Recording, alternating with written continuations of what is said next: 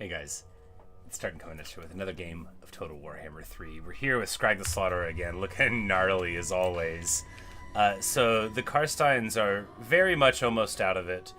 They don't have any troops left, and this camp is not replenishing. Oh, somebody must have Hinder replenished on us. Well, you know, I bet we can still fight them off.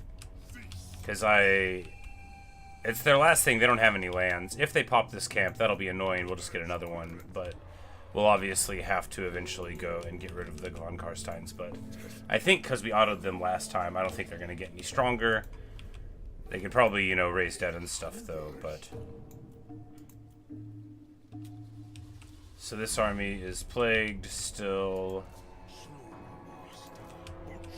And this very expensive army that we've recently spun up, which I'm excited to use, is ready to operate.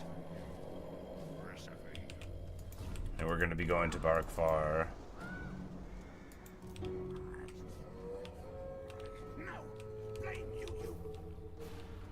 There's going to be some real fights to come. And this guy's army is like kind of trash, right? This is the army of heroes that went and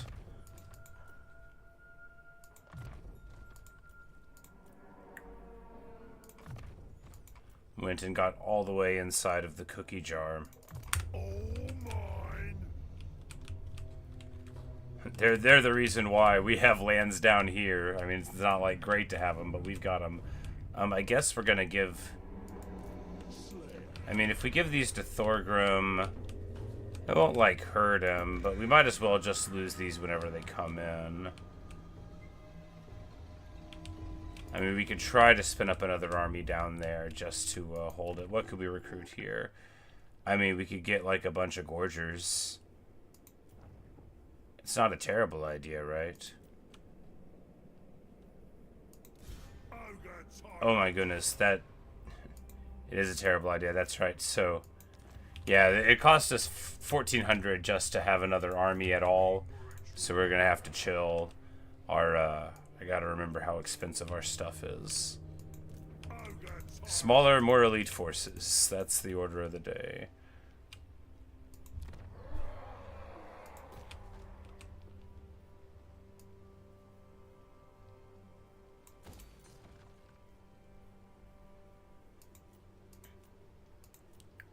We don't have that many places that are like what I would consider super amazing. We've got plenty of good ones. Iron Rock is awesome because the trade goods places can be amazing. Like here at the Iron Smelter, we have 5 armor for all armies here at Carrick-Cairn, which we'll have until the Skaven take it away from our cold dead fingers. Ikit Claw has the Nemesis crown. Oh, that is bad news, bears.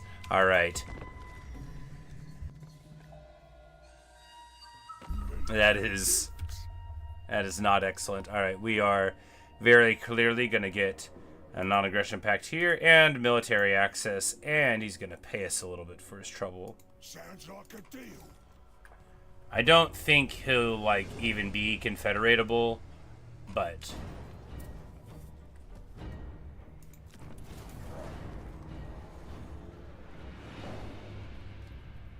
and maybe on these like. Just because of, like, having Ogre Bulls, maybe we could be trying to win them. Oh, no! Alright, well, we miscalculated there.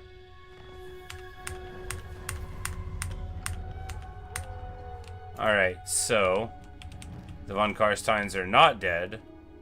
And I need to go and deal with them, like, right now. This is so annoying. I can't believe that our friends weren't able to get it done. Alright.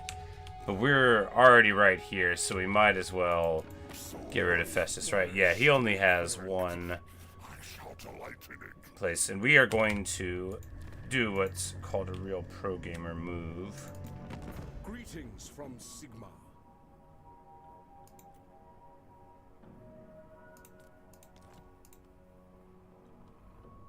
Yes. I'm strength rate 5. It loves my armies. To be fair, they are punchy. Alright, we're gonna have... Oh, a big ol' battle. This is gonna be... This garrison, right? Did I just see, like, 10 chosen? Whole lot of chosen. It'll be a knockdown drag out for sure. The good news is that we have the tools to actually do this fight in a smart way. And we're gonna try to use them, right? Because, oh my goodness, that garrison, right? That is some heavy metal, y'all. 6 chosen, 2 with halberds, 4 chaos knights. That's some heavy metal. Let's get to it. It's gonna be a brawl.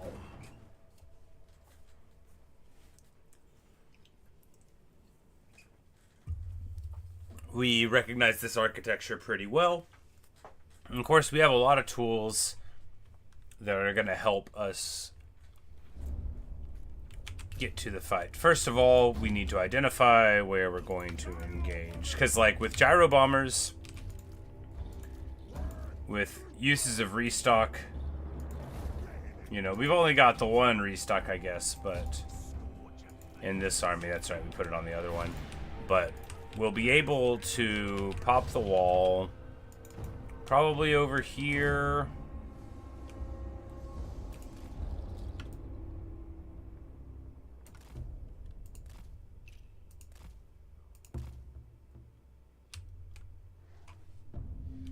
Yeah, because this thing will just be able to nuke the towers, and hopefully it won't take too long.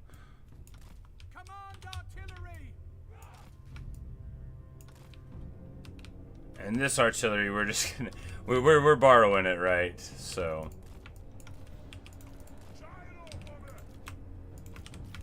The good news is we have super good magic. And, of course, we don't have to go inside. We get to wait. We get to do a siege the old-fashioned way, where they don't get any of the advantages they might want.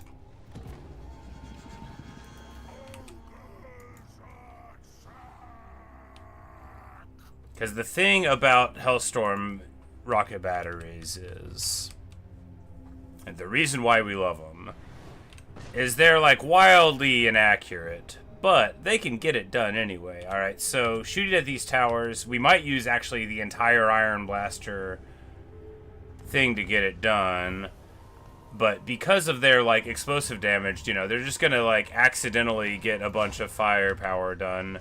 But we are gonna, well, you know, that one was a little better.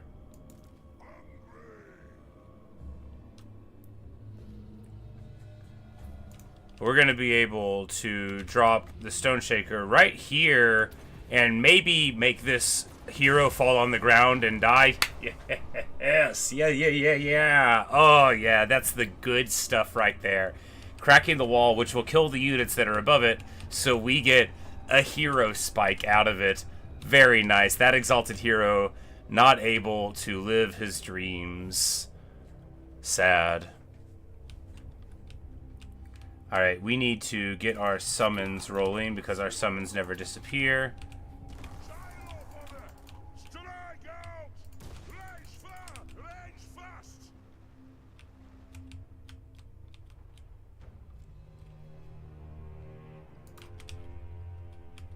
Alright, let's just speed it up a little bit.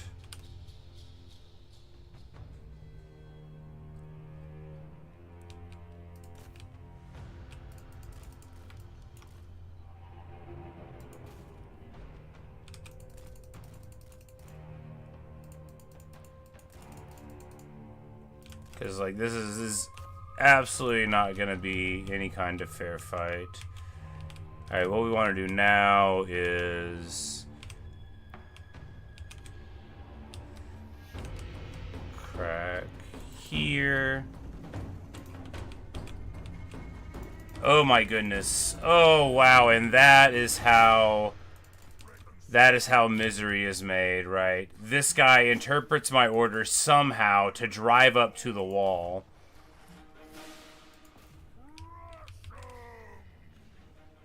Like, can he shoot from this range? At least he's still alive, right? Good news, at very close range, he just drops it. You might be like, is that good news? It is now. Alright, let's,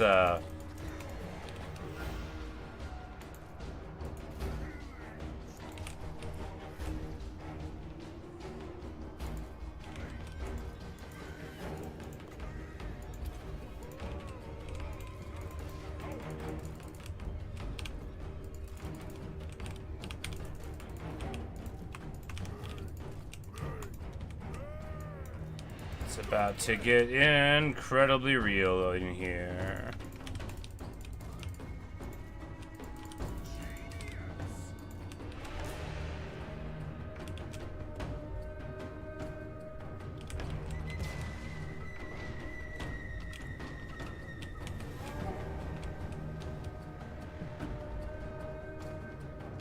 Are Stonehordes good at hitting gates too? Because if they are, that is, you know, pretty amazing. A lot of things aren't good at hitting gates.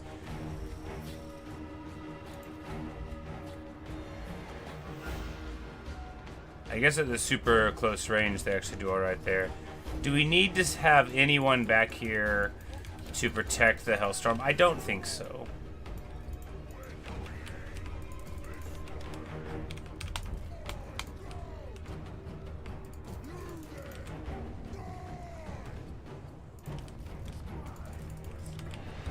But you know, we have a quest to do some things, and we will do them. All right, let's get our ingredients rolling. Right, let's start getting real.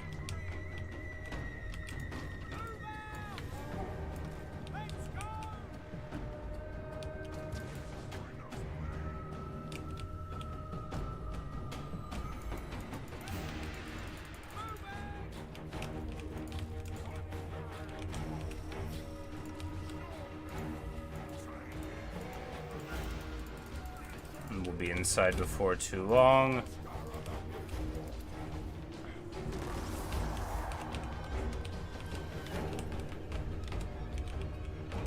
And from there, it's gonna be like a party, right? Sure, we're gonna be like fighting Chosen and stuff. We're gonna save this until we get an opportune blob.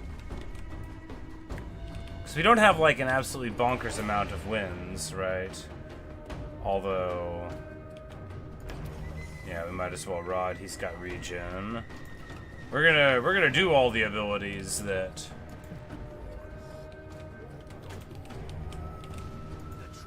help out there. Oh, we gave him more ammo, but he's just like using it up, shooting at the wall, of course. The lead belchers get in a little bit, and alright, now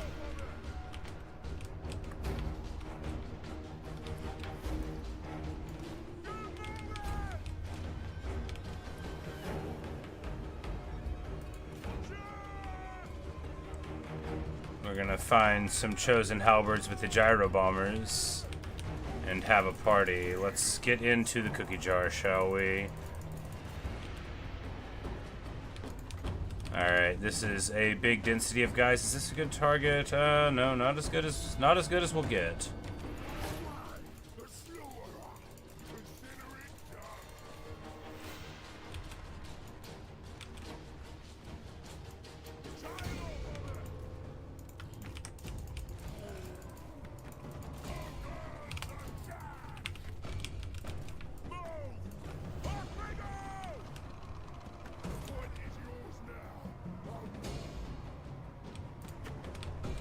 Like, there are so many big infantry blobs here. We're about to feast. Alright, let's just get the maw going, right? We need to cast a couple of these anyway. It's a big area of effect. It's gonna hit a bunch of guys. Oh my goodness. Oh, the humanity. And we're gonna follow it up with a cauldron hit here.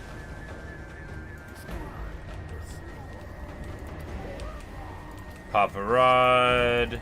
Alright, we got Chaos Trolls here. We need to get inside, and we need to make sure that we're not overextending anywhere. Sky Striders, Crushers, great weapons. So super good. They can engage anywhere, but we don't want them to be in prolonged combat, of course. We want them to be over here. Speaking of what we want, let's get our lead belchers inside.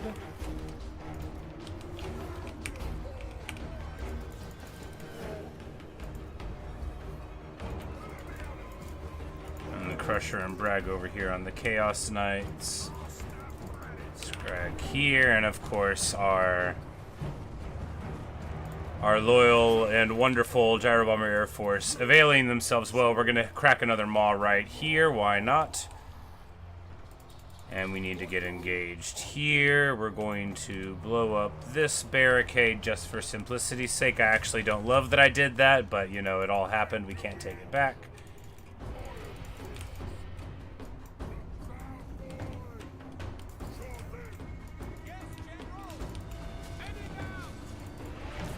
And a sick pendulum hit, bro.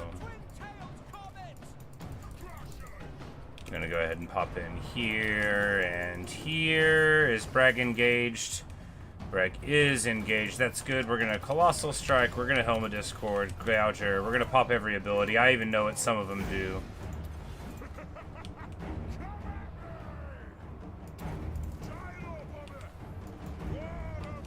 And these Gyro Bombers are just continuing to have a total party. This is what... this is really what having everything in the world that you want is all about, right? These Iron Guts are partying. We need to get them some support, though, right? Yeah. We still have a couple more permanent summons to use. Hit the rod.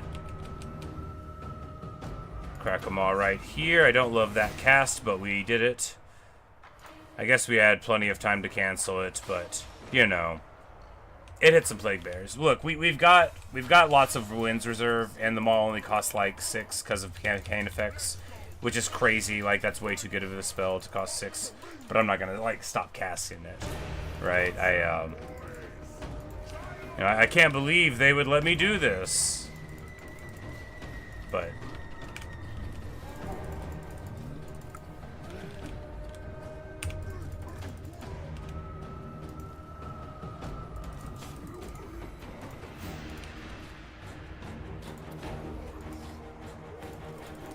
Got some Chosen Halberds, great weapon, blob here, and this Mawcast is going to hurt them so good.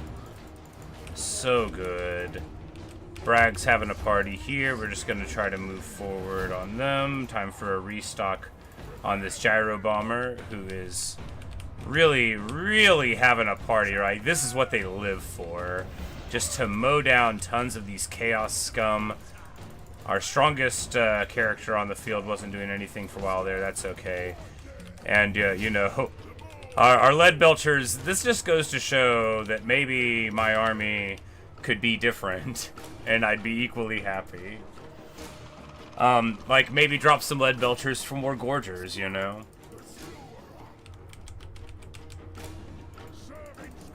Because Skrag buffs them to high heavens.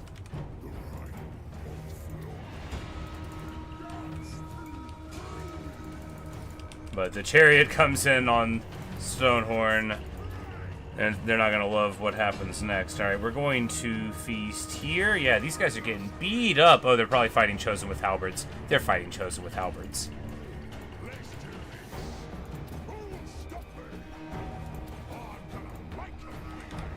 But he'll totally juice his stats, go up to, you know, 900 weapon strength.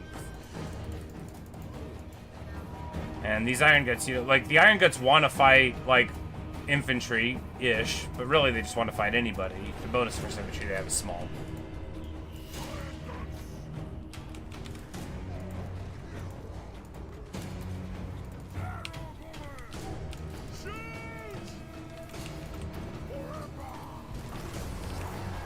And we're going to juice the stats of the whole map and drop a big maw right here. And it's gonna be amazing.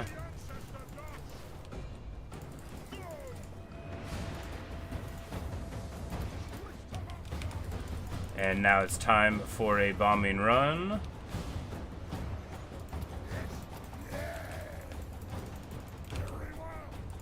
Yes, yes. Amazing, you know, and just what the doctor ordered for the campaign, right? And that's the thing about incredibly scary armies in a garrison. Due to the way that they work, they're not going to attempt to engage your entire army with their entire army, which is going to let you use the things that you need to, like force multiplying abilities or, you know, gyro bombers.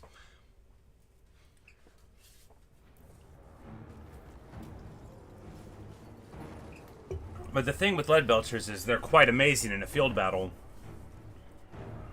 A lot of our army is just sort of stuff that's generically good. I mean, not like our iron guts, and so like these are low tier things that we're just carrying around. 42,000 on the sack, yes please.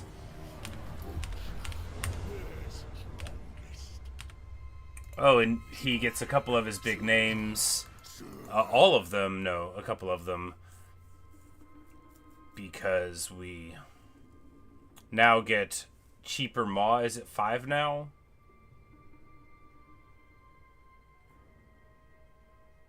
The maw now costs 4. That is insane. And with a lower cooldown, yeah. This look, not that things felt fair before. This has always been a kind of bonkers thing. But all right, we'll take this, I guess.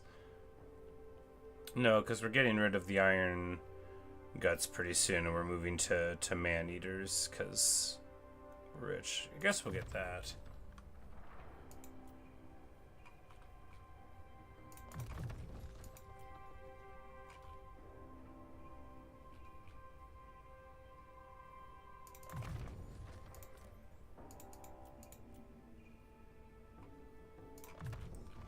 And Bragg continues to get better and better. He's going to have like 10,000 HP pretty soon.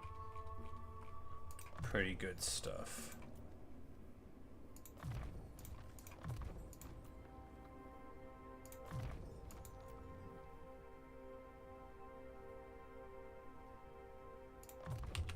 There we go, and now we get stock for those guys. And this is a Skaven plagued army. Do we do allied recruitment and try to get the spice in here? Alright. Assuming we do, what do we drop? The Regiment of Renown Pigback Riders, while fun, aren't, like, amazing, right? I'm never so happy that I have these guys.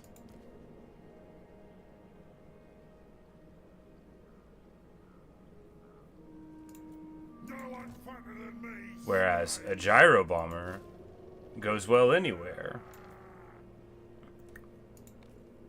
I'm like, wait, but can I get a thunder barge yet? No, not yet. All right, because we're not in allied territory anyway.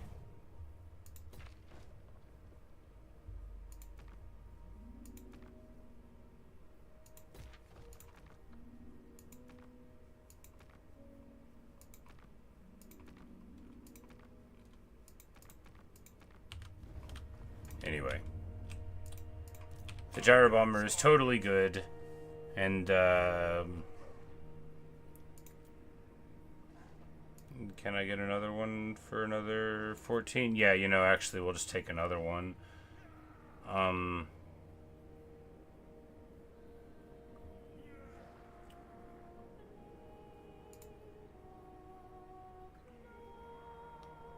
They sort of fulfill a generalized role like a lead belcher, but I think just dropping one saber tusk pack and getting another one. But wait, no, this army wants to fight Skaven. Is more ranged units really what we need? No, we'll just keep it like that. I mean, a thunder barge. Obviously, a thunder barge against Skaven would be great, and I'm not going to hear any advice about that. I want to learn how dumb that is on my own. If it means butchery, seeking, I expect many in you and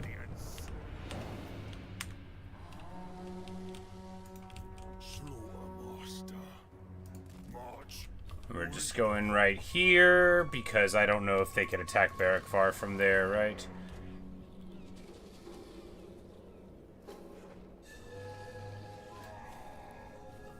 The die maker gives your leadership aura size go up by 10% for all characters. Very interesting. What we principally want more than anything in the world is potters, clay shapers like this. And there's one there, which if I could go back in time, I definitely would have taken it. But what we're hoping is that Grinsot doesn't get taken, and then at a couple terms we can get it, because then we can get one more Ogre Camp, and then we're hoping that later. All right, so now, you know, we'll grab the brass keep real quick and destroy the Facundites. Skrag hits 50, good for him. Becomes a great mentor to all the other lords.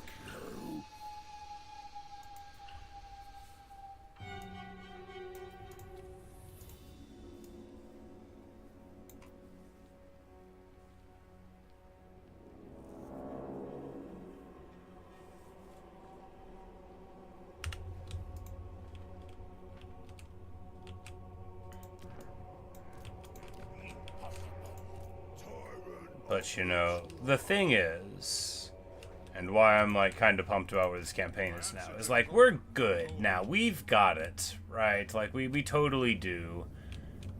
Things are gonna be fine. I can't prove it, but that's just what I think. Now, what we're gonna do here is maybe something dumb. We're just gonna underway, like, here.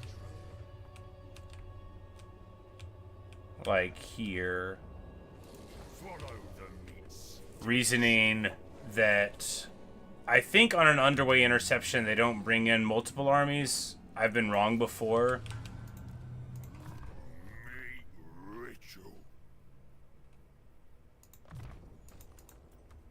But we're gonna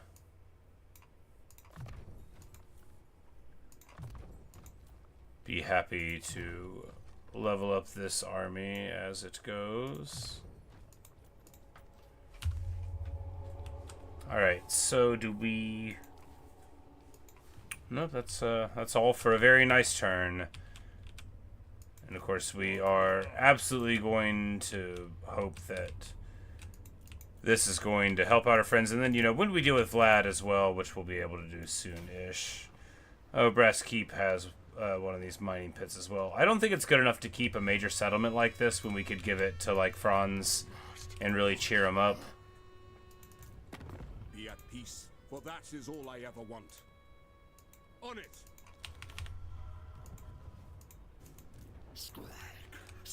And we'll just, you know, bounce down there, deal with Vlad, and then figure out where we're going next. I mean, like, I guess Ikit. You know, I kind of wanted to go see what Mammoth tasted like, but I guess we'll just go and get Ikit. This won't work. Wow. They've got enough faction-wide effects and, like, personal character effects. I guess this guy is level 29. But anyway, yeah, we're, we have a 0% chance to wound him. Pretty rough. But you know what we do have? Land ships. Gyro bombers. And I'm gonna get that Thunder Barge for Skrag's army.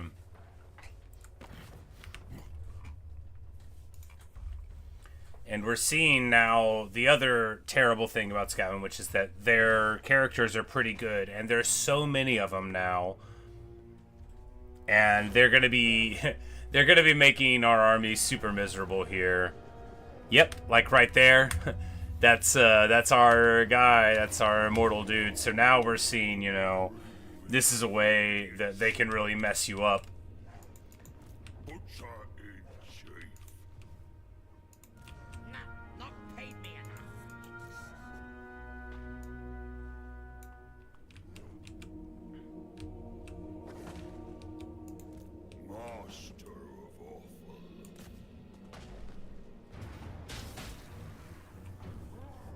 Oh. Queek's here. And I was like, these guys don't have lightning strike, and these guys don't have lightning strike. The tenderizer. Master butcher. Alright, the good news is that these guys can just go like... Bring the ingredients. We rest. We feast. No more asks it. Me ritual. More grants us rest. We'll just back out to there, and these guys' Skaven Plague will be over in one turn, and they managed to live through it. This is really rough, but hopefully... The thing is, though, is Thorgrim is actually, like, he's, like, back, baby. You know, like, these armies aren't super good, but he's got armies on the field. Let's give him...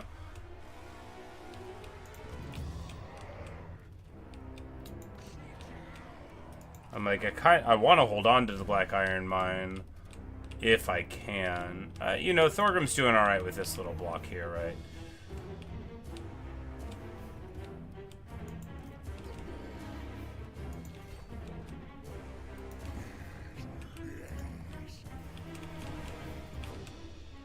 But I think that Ikit's just going to go over here and hit me, specifically me. And we certainly can't stop him.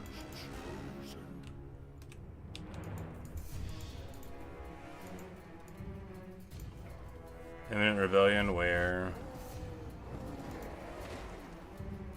Okay, well, in that case, we will give it away. Greetings, honorable ally.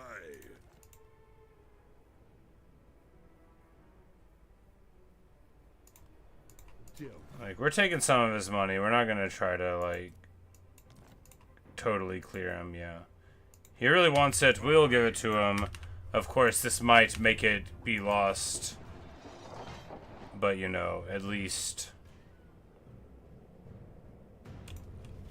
You know, if this guy doesn't have the ability to take it in, like, a single turn and the dwarves go first, you know, maybe they'll get it. And in any case...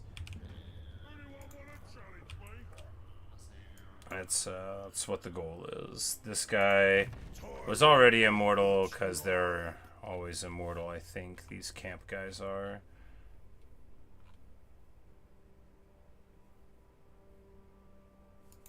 Tyrant gets the spoils.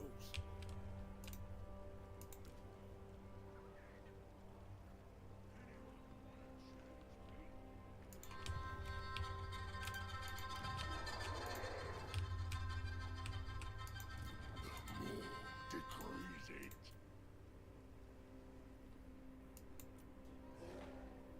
Warriors today, ingredients tomorrow.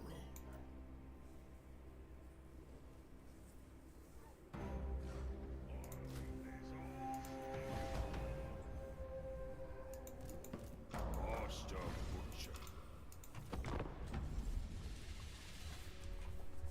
The thing too is, like, now we know where the crackback is trying to come from, and we have our effects that are just as good as a plague, you know, to them, because they can't replenish whenever they're around our guys. So that really helps. Of course, we have these incredibly annoying characters that are going to be picking away at our characters all the time.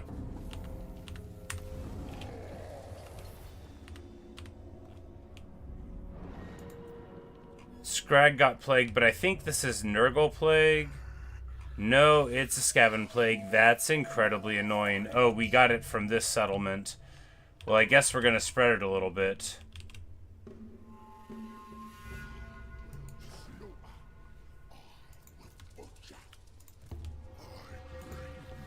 That's super annoying.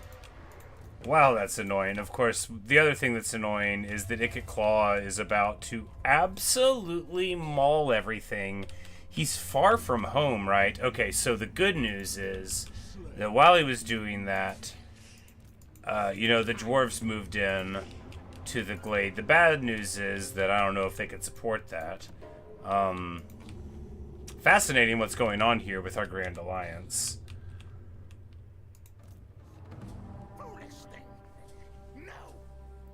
So, you know, they're in the wasteland. They're running away from our guys. They're running scared, right? They see what's happening here. Can we run them down? No trophies today. The great Norsca.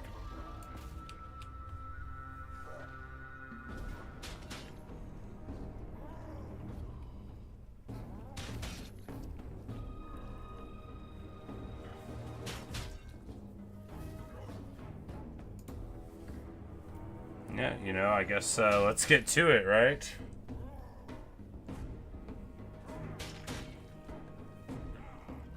What's coming in is a couple anti-large support specialists. They'll be on foot, though. Lord, Plague Priest, Storm Vermin. You know, it's a bunch of stuff. But we've got our army abilities. We've got... Yeah, we can cast Wind Blast a bunch. I'm sure we'll find a way to make it work. And importantly, this is like a low lead belcher army, so we don't have to worry about some other things. I don't know if Menace Below is going on. I guess thinking about like Ogre's anti-corruption effects, and I had thought like, oh, that's not too good, but Menace Below, pretty annoying. All right, well, first of all, we have our fantastic land ships. And we're going to use them to immediately blow up the rattling guns.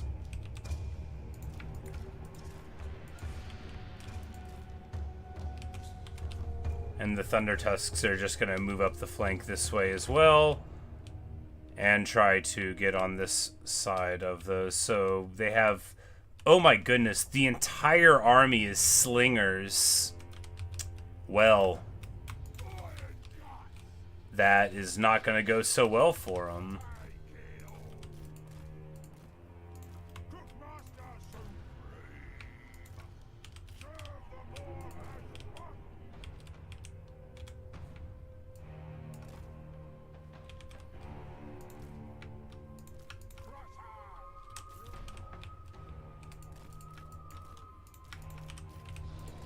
And we know that some of this is like sort of scary range stuff, but it's mainly not. I mean, like a couple of Giselles, like it's all stuff that's pretty good, but it's not so good that we have to panic about it existing.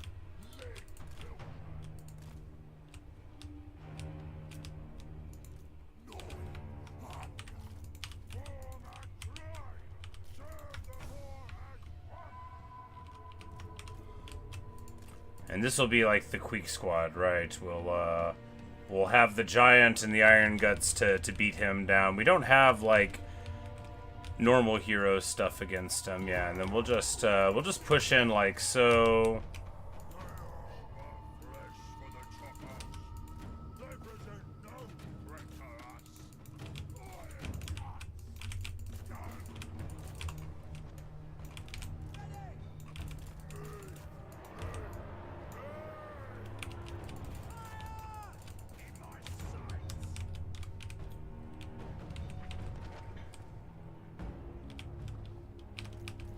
But yeah, I think it's better for us to take the field here and fight. They get a little bit of fits with the rattling guns. Of course it does.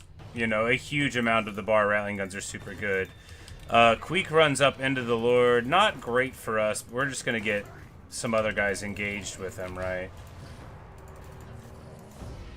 Mainly the Giant. And Queek's only level 25, so he's not like as big and scary as he can someday be.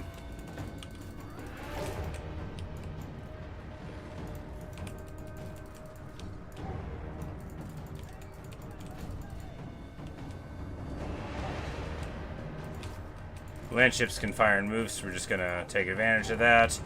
Man, oh man, this guy is getting tuned up.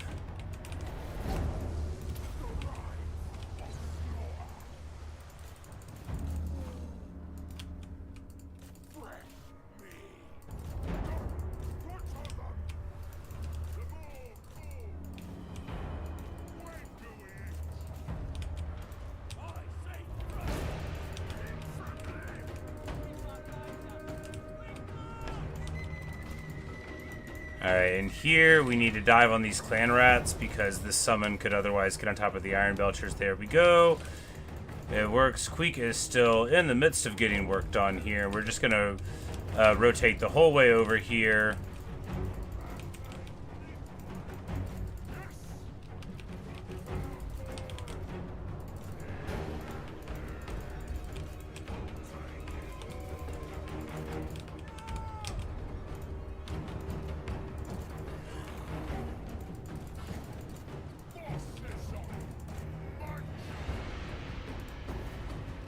We're gonna harmonic the giant, make him better matched up here with Queek. Man, all right, we managed to get to the other side of the wall here. All right.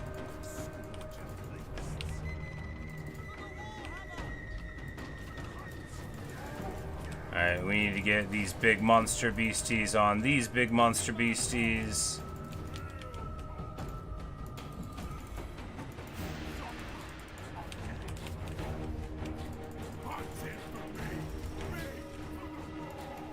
Oh my goodness, we're just... Alright, the good news is Queek is getting trucked on there. We're just gonna run away from these skirmishers, I guess. That's what's hot on the streets. Our lead belchers are firing. We need to have somebody in support there for the inevitable flank. We're just gonna run up on this warlord. We're going to... Yeah, we're just gonna drop the ships into the middle of this blob. Harmonic, whoever looks like they're losing. This guy, I mean, harmonic on a big guy is a choice. It's not a good one. These Giselles, we need to get on top of them. All right, the heal can go here on the Yeeties. They have taken a lot of beating. Queek, speaking of a beating, is right here. We need to get, oh my goodness, all of these guys need to get engaged. Get on the Giselles there. These are just slingers. We need to go ahead, flank around to the rear there. The good thing about these land ships is they have, you know, big armor and big mass. So, hey, Neo, how's it going?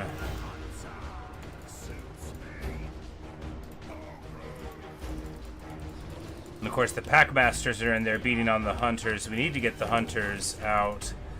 Oh my goodness, this Thunder Tusk is getting absolutely beat down. Packmaster, yeah, we need to just push forward here. There's no reason for these big monsters to be... This guy got terrified? By whom? I guess he's not like a terror-causing creature. Anyway, Queek is getting escorted away. We desperately need to engage here.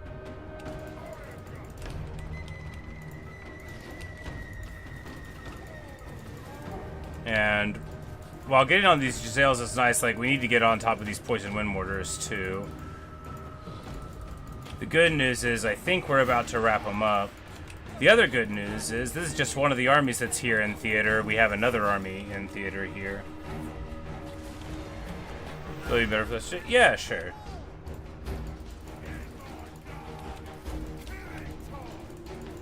Look, the thing about me you have to understand, but not focus on too much, is I'm always incredibly sad. I just normally, like, don't wear that hat whenever I'm on the internet. So it's like, letting the mask slip a little bit, that's all that it is. It's not like anything to be worried about. Like, I always feel crummy. I just don't always, like, lose the ability to hide it. You know what I'm saying? Anyway, don't worry about me. I'm fine. Same as always.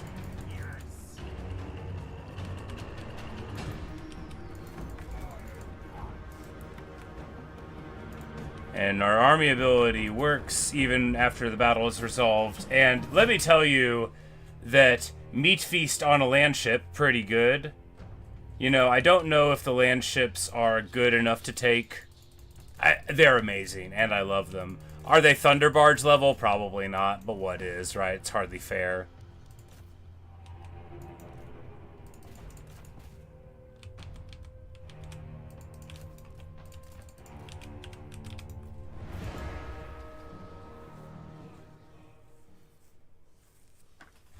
And our anti-Skaven army doing pretty well. We're seeing, you know, the utility of not bringing very many, like, lead belcher type things. Of course, Queek's army was very bad. You know, when you bring, like, 10 slingers, You know, it just shows how much of a dent we're putting in him, right? We will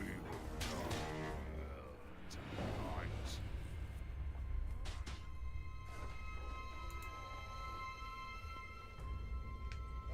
Bring the meat to the chophouse. And now he gets a bonus percentage of 10, which is totally legit. Slaughtermaster. But now he's in the barren wasteland. And this guy, oh, well, you know, on retreat will probably be okay. Not least because Thorgrim probably gets to go first. Can we reach the guy here? No, but we can go ahead and grab this settlement, which is plagued. I don't love my choices here.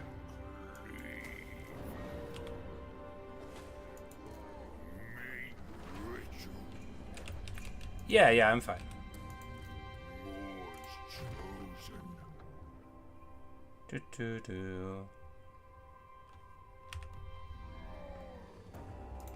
Butcher in chief.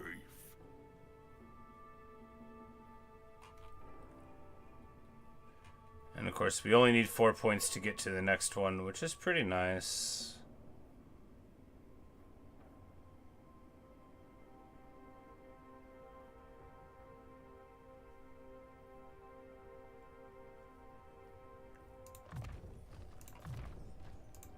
Bruiser.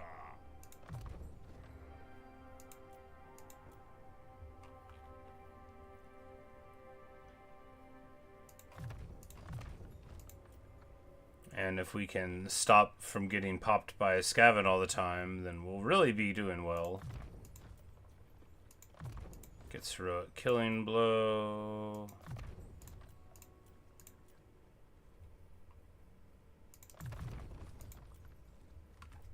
So the thing is, too, is like with our Heavens casters, even our minor Heavens casters are going to be doing a Wind Blast for 3. Against Skaven, that's huge work. Bring me ingredients.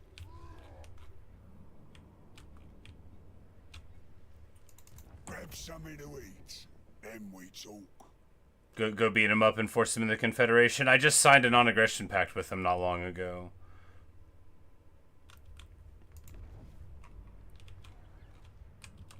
So, the slaughter begins.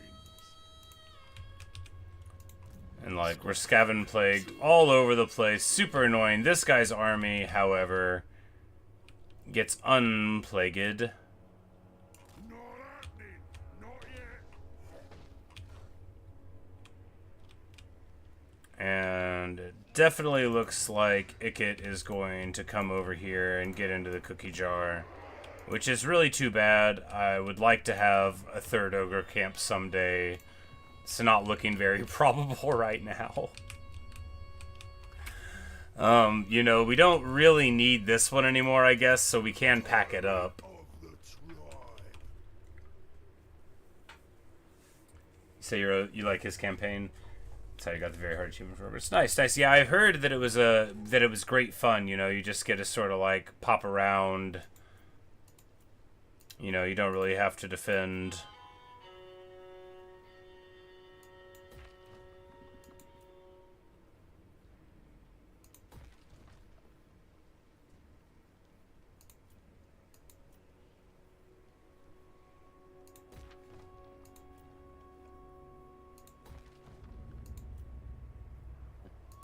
Just building our trade goods up. We got so many trade partners that even the buildings that don't give us good universal things are sort of desirable. Protected by the ever-hungry power. Alright, so the good news is that even if they attack this army, we'll probably be able to live through it. This wasteland attrition, pretty annoying. I am the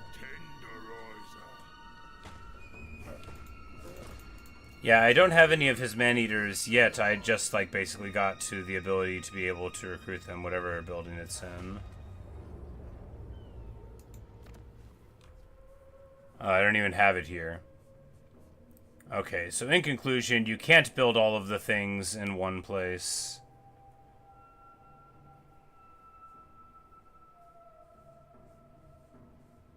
That's too bad.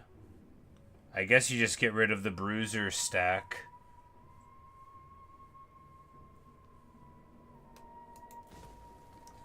Because that's, you know, superseded here by the man-eater one. Like, one of my camps I built it.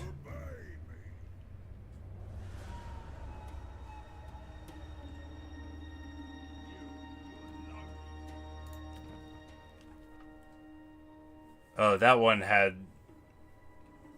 the fire building, which makes you a ton of money.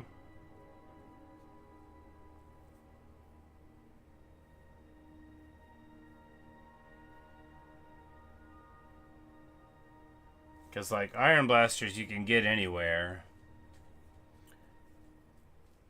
And, like, the man-eaters with pistols are just, like, so good. And if not, then, like, you know, any of the, you know, they're just better than iron guts, you know. It's a tier higher for a reason. They do the work.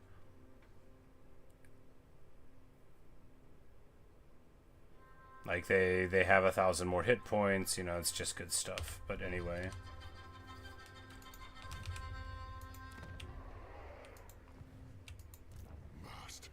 These Skaven plagues are super annoying. Hopefully we'll be able to deal with them in some intelligent way. But the good news is that due to beating up on Moors again there, we've got to figure that we've bought ourselves another turn by being a little bit aggressive and not getting punished for it. Because, like, now, Queek, what's he going to do, you know? They're going to be ambushing us. Oh, no. Well, the good news is that we don't have a very ambushable army. The bad news is that, well, okay, so Queek is the primary army here. We know that he can't have very much because we just fought his army.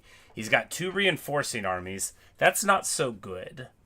But as for what he can jump on the road, we've got very beat-up monsters. I do worry about that.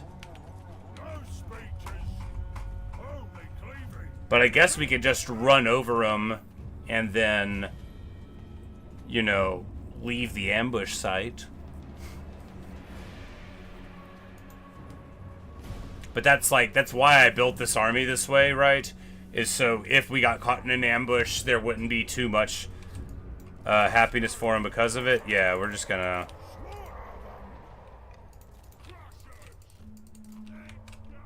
Yeah, because we can just pop them, right, and then...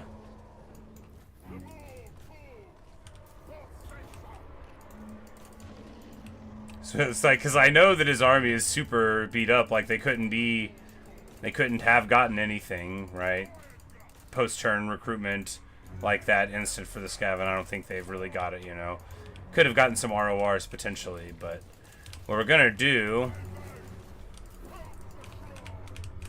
Alright, so that army, however... Okay, both of these armies are scary, but if we just... If we just kill these guys and then leave...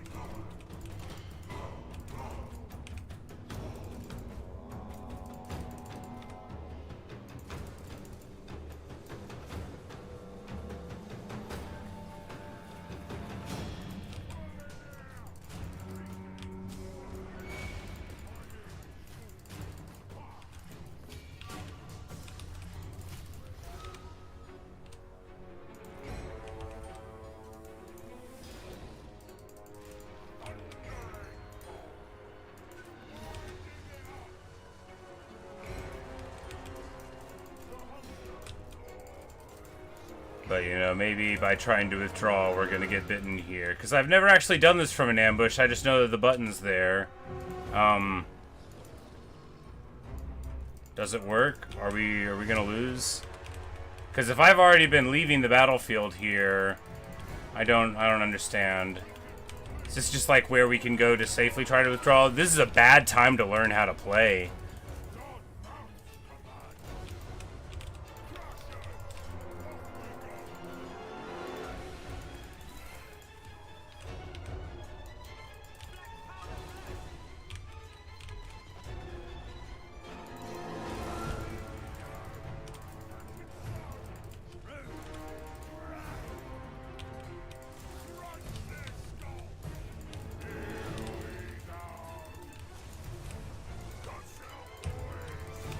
I don't know why I thought we would, like, get to the ambush withdrawal point and then leave.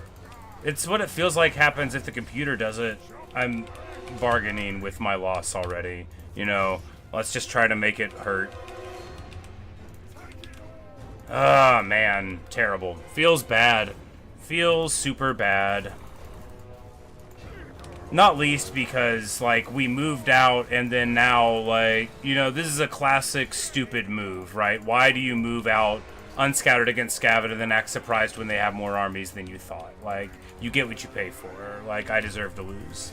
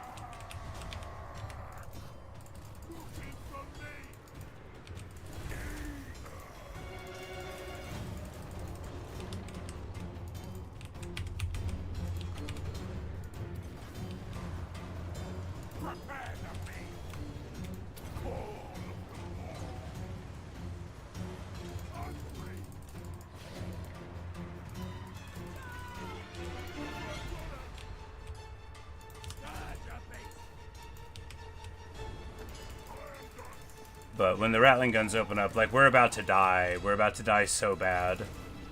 Oh, man.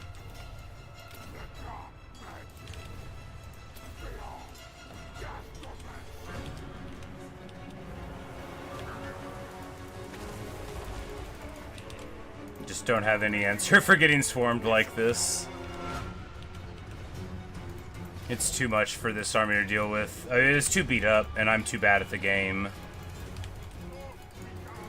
It's like, how do we get out of this? We don't. We just get shot up by this concave. It's brutal, you know. It's brutal.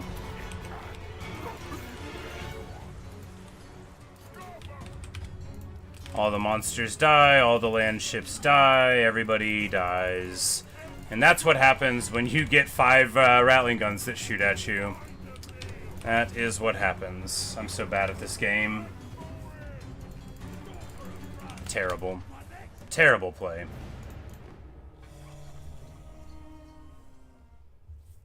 Just absolutely garbage.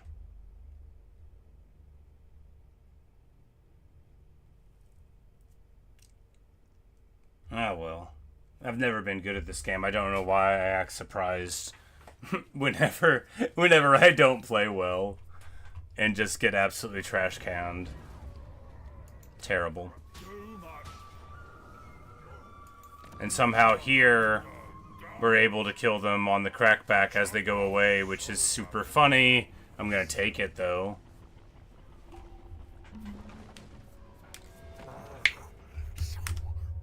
Vlad wants peace. I absolutely think not. So, of course, he starts messing with my other lands, naturally.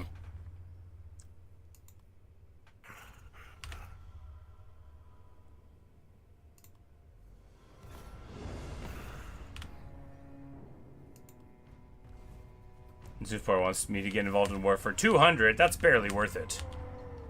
Alright, well, that went super bad. However, at least that army got tuned up a little bit. Yeah, look at what was in that one too. Yeah, we were never getting out of there alive. The good news is that this army somehow lived.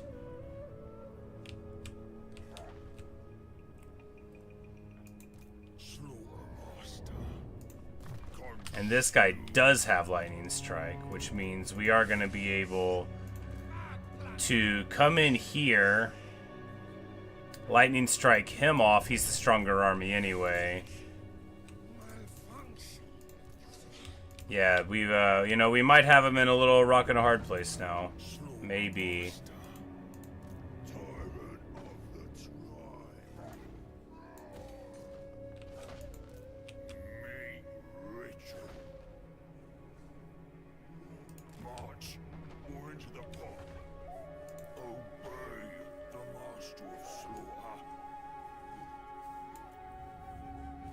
It's 3 turns to recruit these Thunder Tusks. I really shouldn't have lost them. Do we just get, like...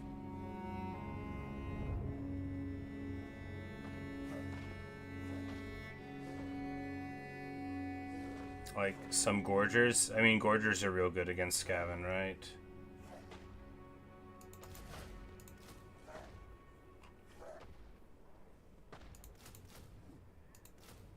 There we go. We'll just get some Gorgers.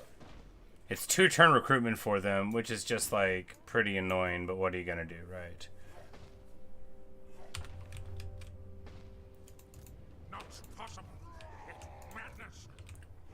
Alright, so this army, which is much worse at fighting Skaven, this is our bad army. Oh, and that's right, we lost the Hunter, too. I don't really want to do this fight. Yet if we don't, we'll be worse off.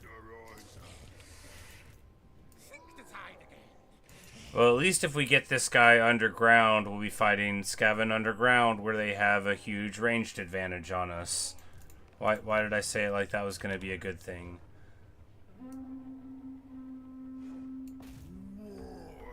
Well, no choice, right? They only have 2 Menace Belows, at least there's that.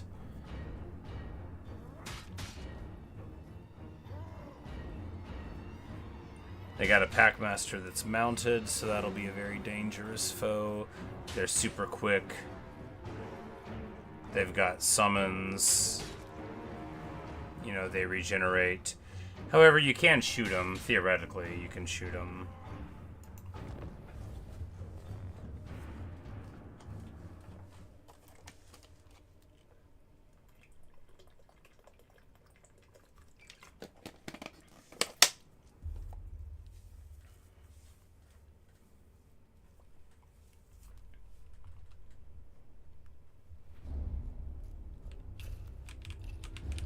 Oh, it's this map.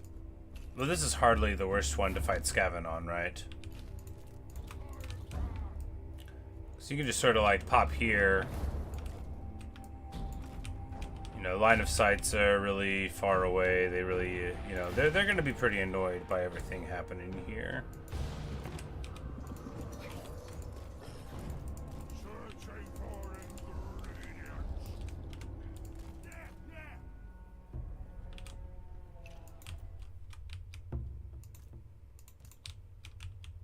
But, you know, they...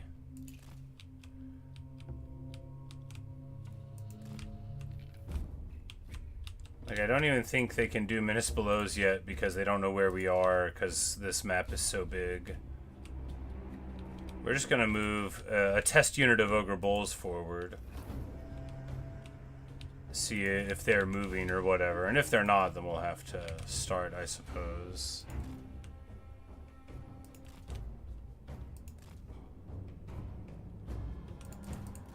Oh my goodness. Wow! Alright, bad news. Bad news. Ogre Bulls are terrible, and we're gonna have to charge across into this. This is very bad indeed. Okay, let's think. Can we do anything to make them come in to fight? I don't think so. We can stand over here and make them come over the, because really it's just not getting shot by warp lightning cannons that's the worry. All the other stuff can be fine.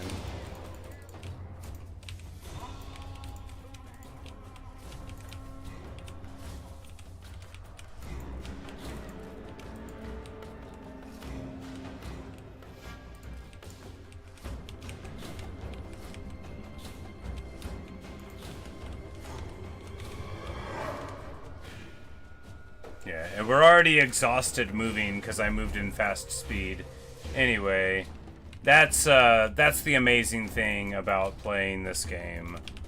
You know, you run across this incredibly annoying map, and then before you even get there, you're like, oh, I forgot to click the button, and now we're screwed. It's fine. At least...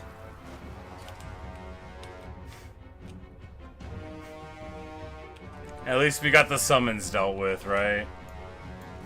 I mean, unironically, though, that is good. I don't know how we're going to give battle here. I think we're just going to realize that I made a big mistake. Nah, because we can just cast a bunch of wind magic, right? Yeah, we can just Thunderbolt. It only casts 2. Okay, never mind. I know what we're going to do. Thunderbolt costs 2 and Chain Lightning costs 6. We're just going to... We're going to convince them to come over the hill at us is what we're going to do. I know what we're going to do.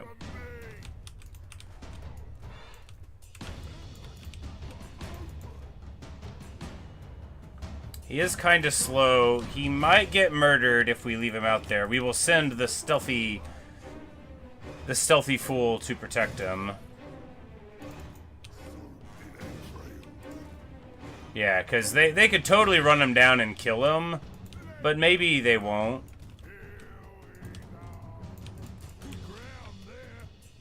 I mean, we could get like a counter force to push if they did.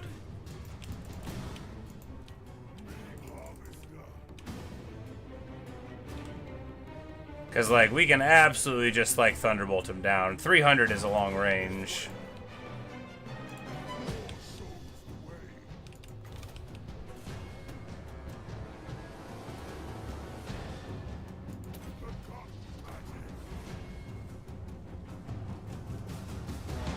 But, oh, that's right, they're smart, though. Like, they're not gonna... It's not like Warp Lightning. You know, we'll do it anyway. Look, it only costs 2, right?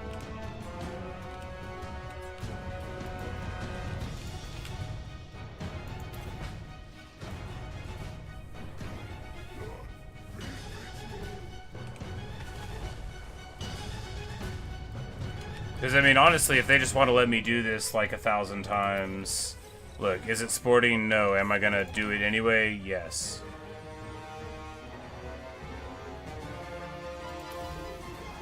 Chain Lightning on top of the Rattling Guns? Maybe it'll work. You know, not so well.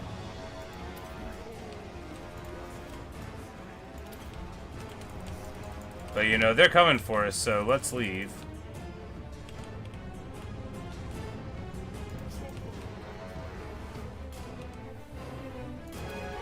If I was an Ogre unit, which would I be?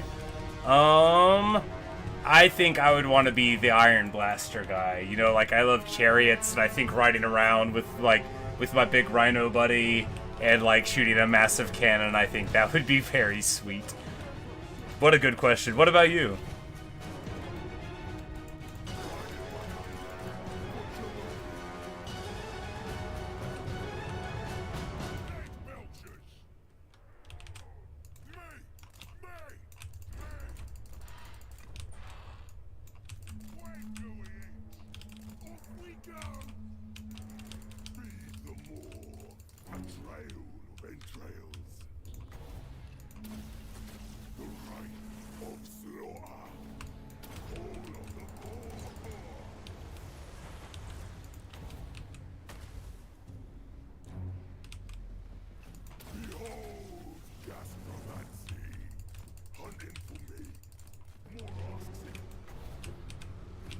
This wizard is possibly gonna be the only real hero of this battle. But you know, oh my goodness, look at that! Oh, The brood horror. Oh, the humanity.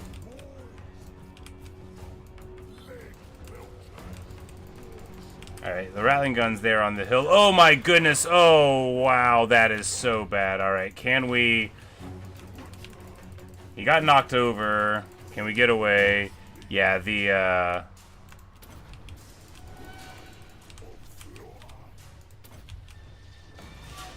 army ability there coming in clutch. You just need to keep on backing up, right?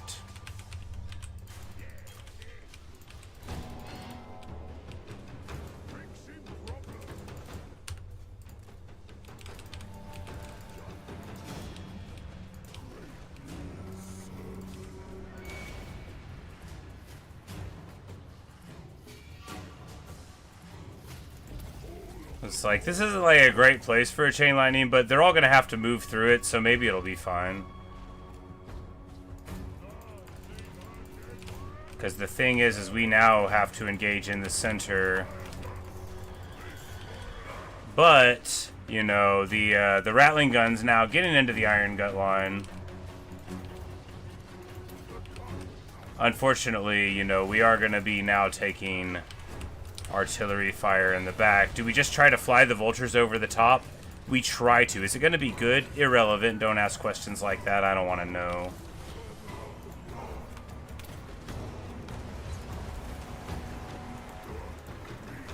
But we're going to juice up everybody.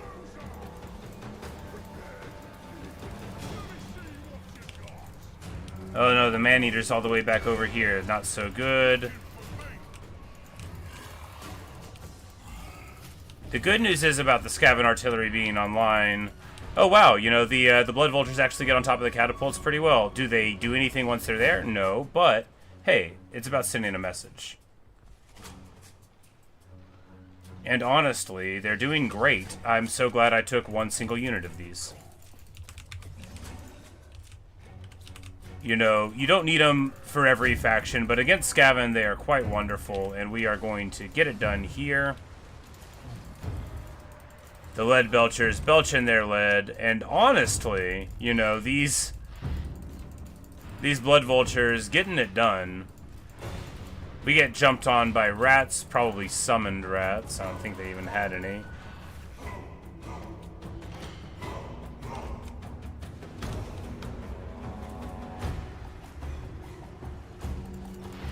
I should have got to the air instead.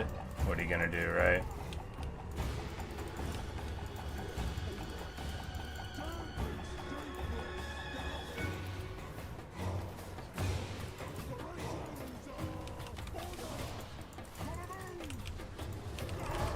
But, you know, that wizard, what an MVP. You know, he only shows 122 kills and 2k gold value, but really he was the linchpin for the whole battle. Being able to force them to give battle allowed us to make it work. We lose the vultures.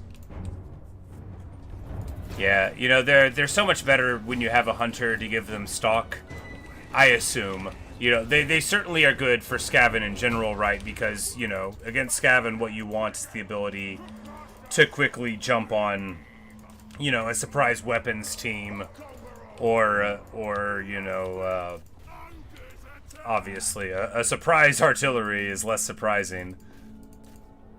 But, you know, if you can deal with that, you know, with flanking effects from them, which tend to be force multiplying flankers rather than, oh, they got into your lines. So I figured a couple were good. We had like 5 in the army, but you know, we trimmed it down over time.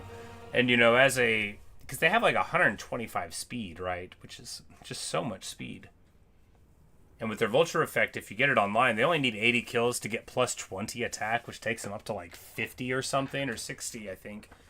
59, which is just very respectable for a flying unit, even with large models. I mean, they are squishy. But, I mean, hey, 700 gold value on a unit like that, I'll take it.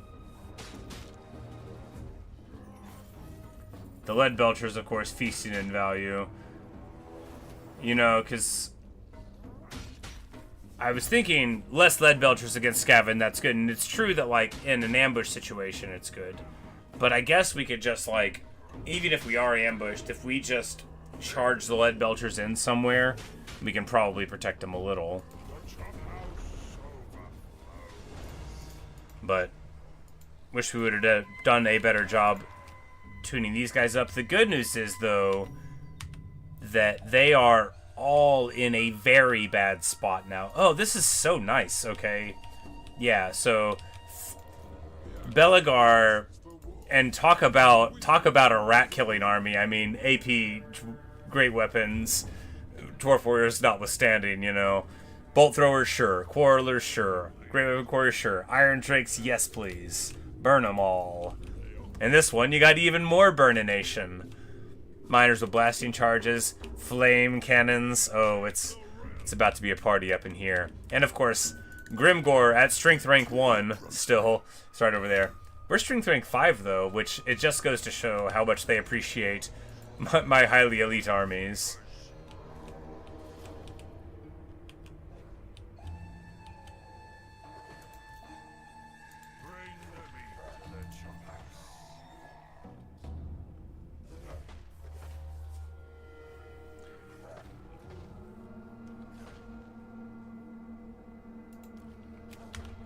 Alright, is he safe to recruit here? Yes.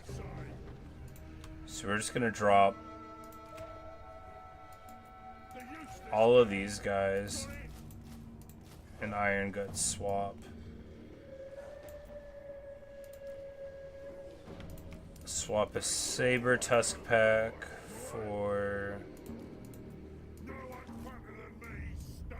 a Blood Vulture, because I honestly just believe in their utility against Skaven. And then I guess keeping the rest of this is fine, although, you know, I would sort of prefer to have somewhat more of a front line, but this is fine.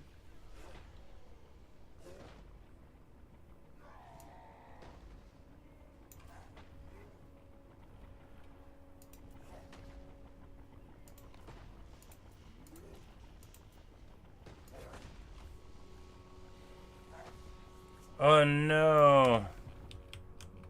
Elspeth lost the good place. Does that mean we're gonna lose our land ships? Tyrant of the tribe. We lost him in that battle, but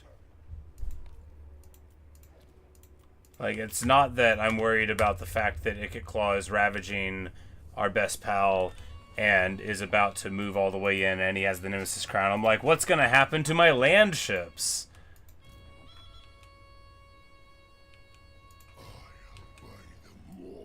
Alright, this guy's in March here. That's good, because we're gonna catch him.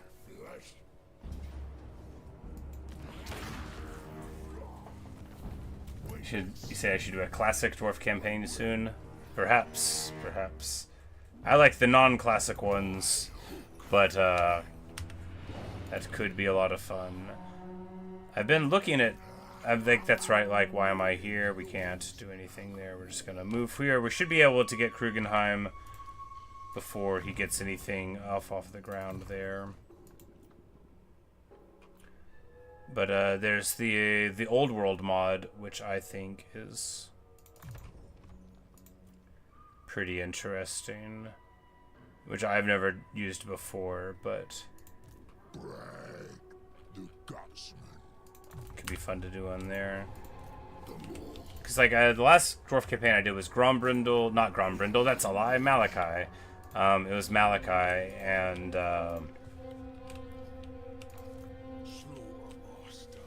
it was a lot of fun. But, you know, it doesn't feel like a classic dwarf campaign at all, obviously.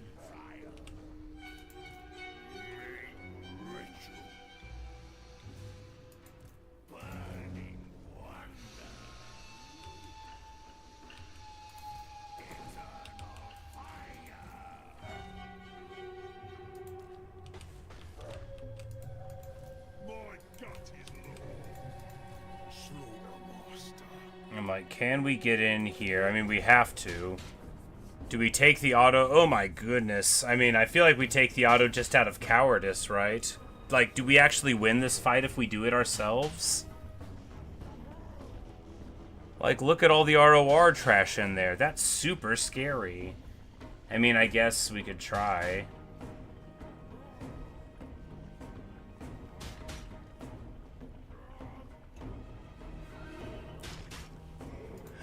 Oh, I feel like this is gonna be super sketchy. I mean, hey, why rob ourselves of a fun battle, though, right? If they die, they die.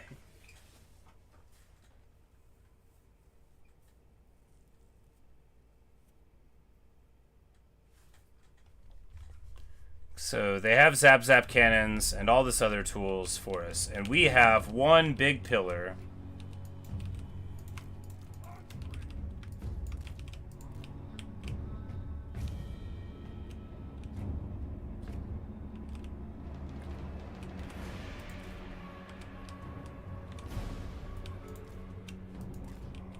We have one big pillar. Will it be enough? We'll see.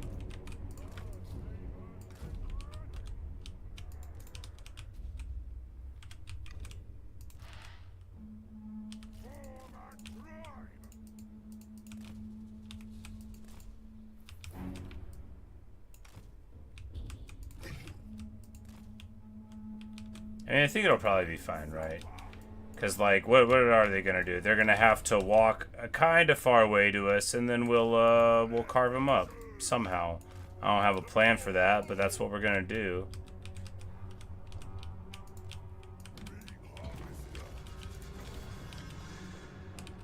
Because their infantry is, like, very beat down, right? They don't have a lot of it.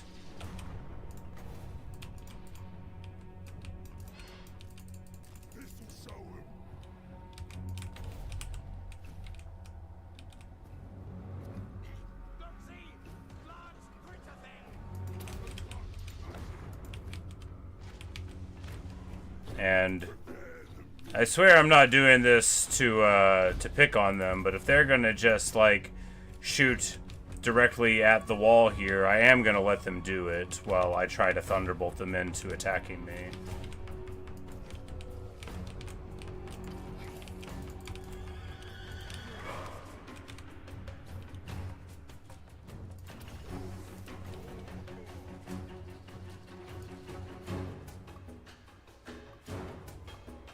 I'm like, the storm vermin halberds, that's, you know, they'll probably just dodge it, yeah, because of course they will.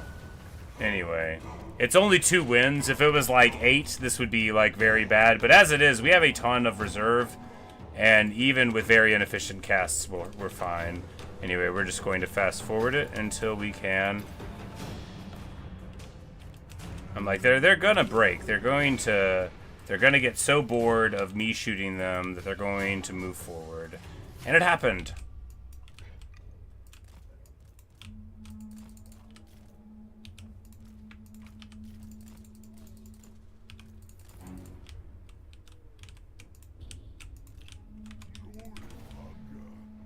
I'm like, great, the Skaven horde is moving towards us. I mean, great, the Skaven horde is moving towards us. Oh boy.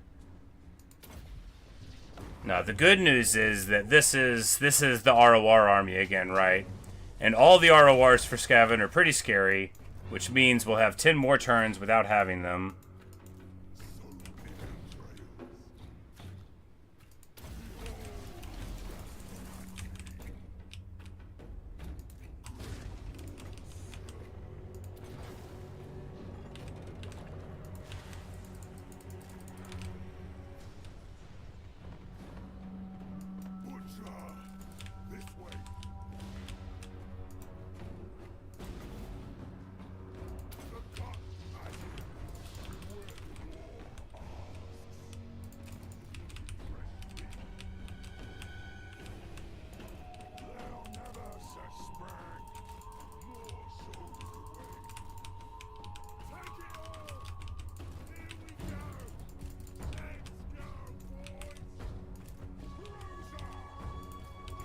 This is gonna be so sketchy.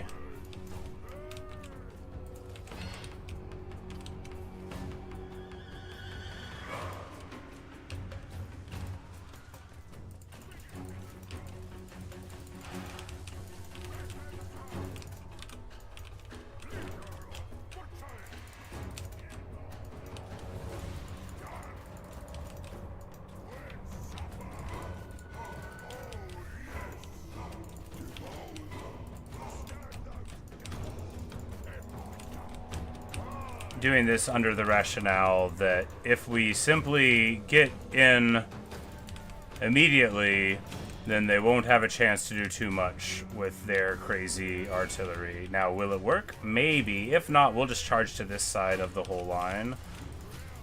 Collapse this flank. It could work. Alright, we are shooting at the thing. The problem is that I have lost the plot.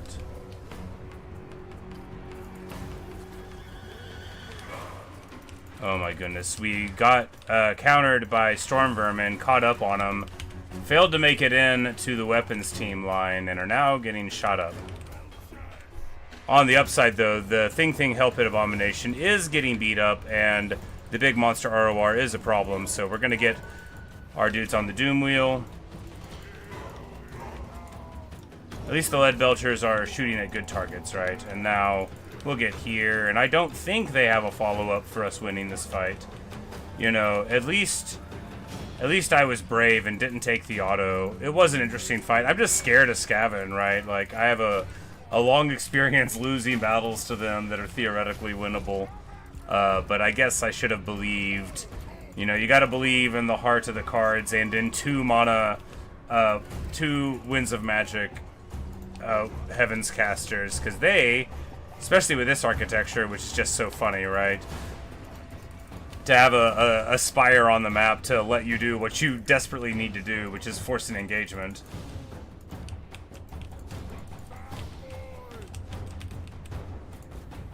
And this army was in March, which of course makes it even easier to do.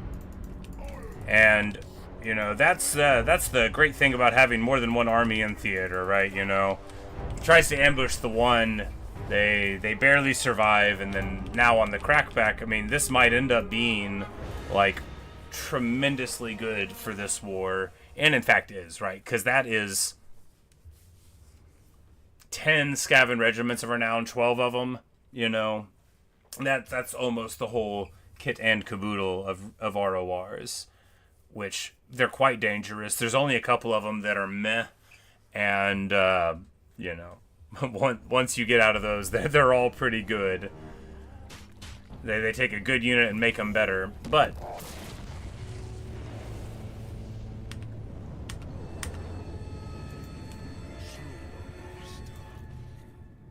we bash him out. This guy now super messed up. This guy now not going to be able to defend himself. And Thorgrim's right there, you know. He's had a retreat on this turn, and dwarves go before Skaven do. It's probable that Thorgard, because this isn't like that difficult of terrain, it's not like right down here is, right? So he might just go in here and roll both of them up, and frankly, sure hope he does. Negative enemy leadership for the local region, yes please.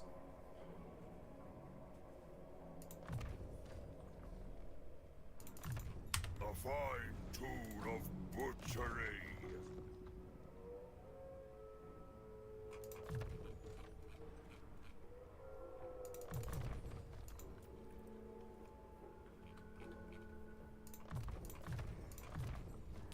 Standard Ion or Bruiser, which is super good. Slaughtermaster gets regen, which is just the best. This will assist my recipes. And if we can just get this army to live for a few more turns, then it's going to be basically all the way online. These Ogre armies are very strong, very good against fighting Skaven, you know, just that ambush was rough because we were already, you know, on the back foot for having taken a lot of damage in a previous fight. Landships are cool. I don't know if they're great synergies with our armies because we already have a sort of landship-esque unit with the Iron Blaster, although they're quite different, you know. But I mean, gyro bombers, no question, are wonderful includes though.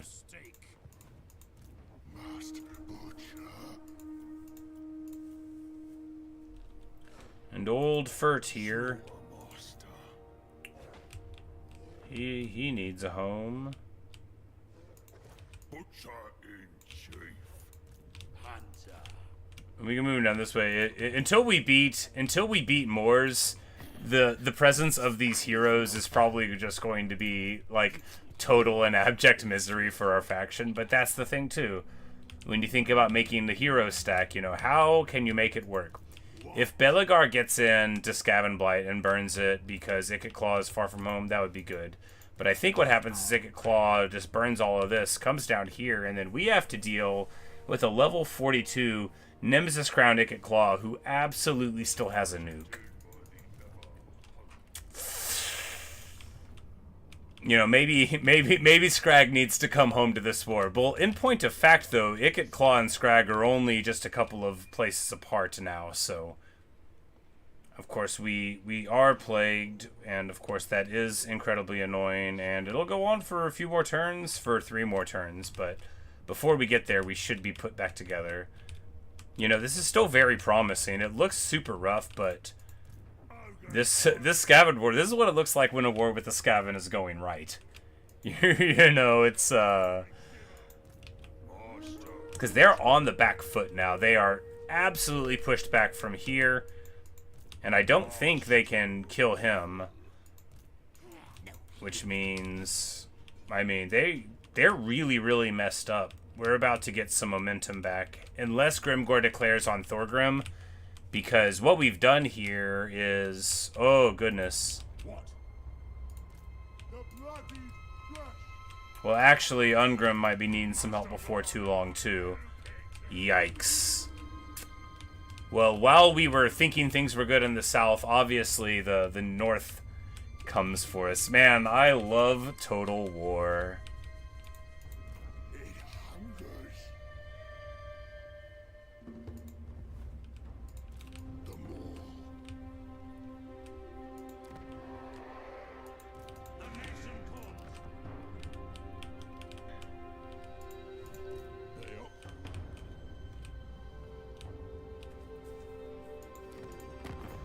Is he fighting Ikit Claw? No.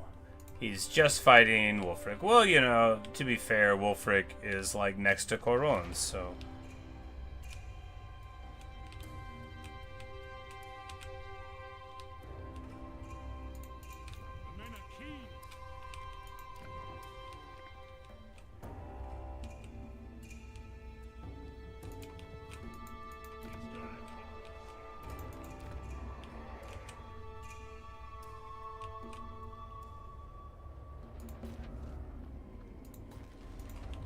more hero potential, even though they keep on falling down all the time.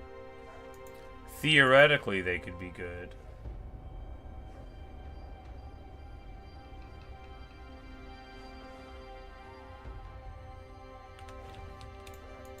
Like a Firecaster would be real good against Skaven, right? And we got some like good items recently, didn't we? Yeah, you know, ooh, this guy, like, this Book of Assure needs to go on him for the targeting range for spells. Now we're talking.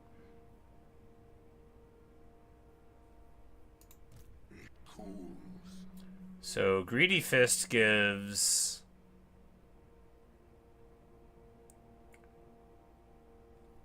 Do we want a... I mean, I don't actually think we're running into problems with... Skrag's, you know, tankiness. The slaughtermaster abides. Yeah, we'll just put it on this hunter. Lodestone, 350 barrier hit points is nothing, right? It's fine on like a caster because it gives him a little blue bar, and because like it'll be a little insurance against like overcasting, but all right. What a turn.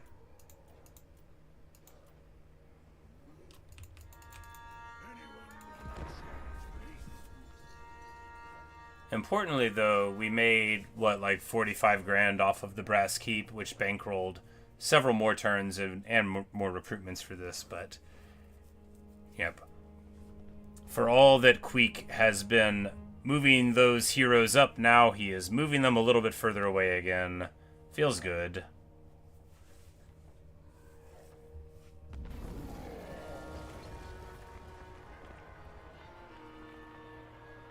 We will pay people in ketchup. We all love ketchup.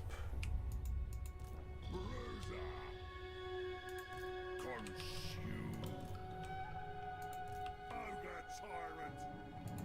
Today is a good day. Bloody order. Tyrant. Carve and run. My gut is law.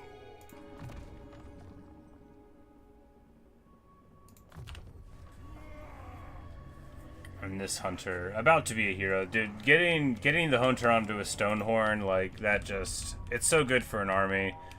Of course, one of ours is currently wounded, I think. But he'll be back. And, you know, we've got a couple in this army, which all we have to do is keep fighting with, and then before we know it, they'll be working it. Alright, and Thorgrim gets Iron Rock. This is so nice.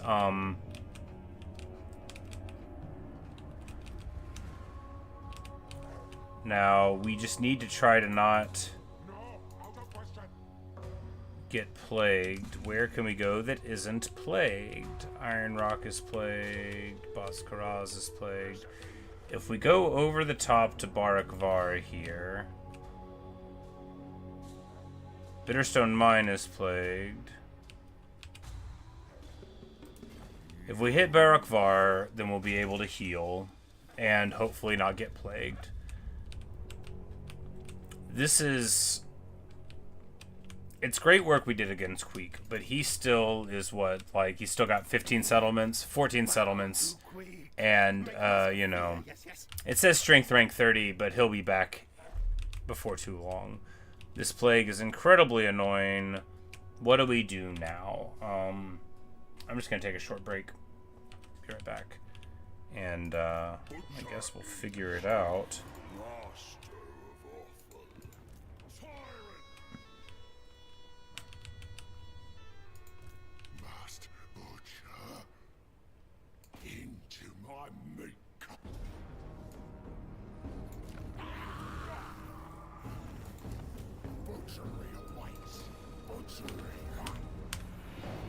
And finally, get rid of Sylvania.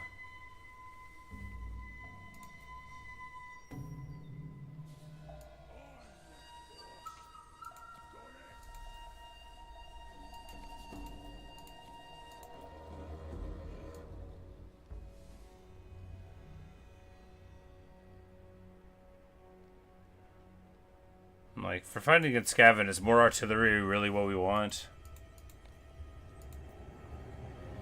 With that in mind, like, is there really anything that would be advantageous to get from the dwarves with that in mind?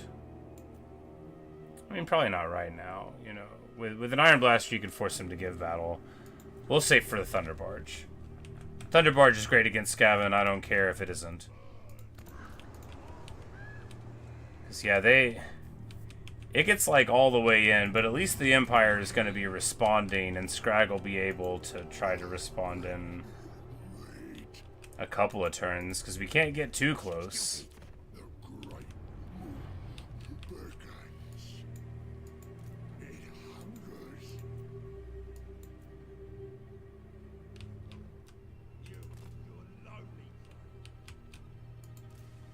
But we're just going to... start using some heroes to scout a little bit so we can see these armies in motion, and that'll let our allies get a little, you know, better information for all of that.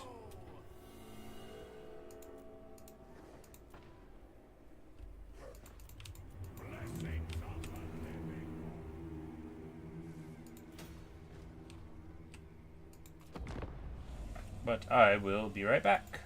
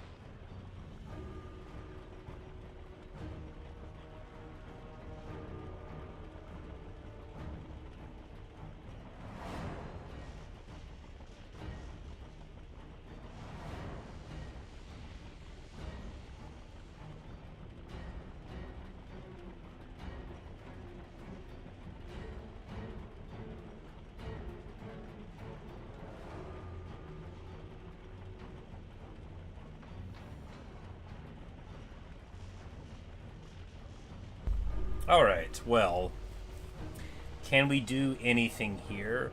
We can try. It's entirely possible that with some of our units we can bunch in and maybe get like a weapons team or two.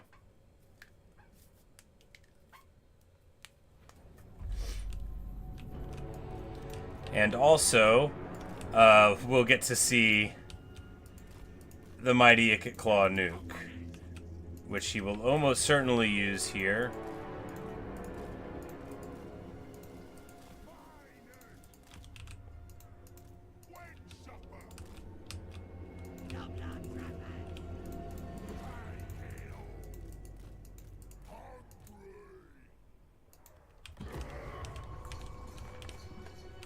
But we're just gonna let him come to us, and we're gonna let him nuke us. This is actually good, right? Assuming he uses it, because if he does, that means, yep, there we go. He uses a nuke. A unit's been wiped out. Yeah, it has, but now he's used it, so in a regular battle we won't have to worry about it anymore. And we're gonna assume he's going to move to us. And then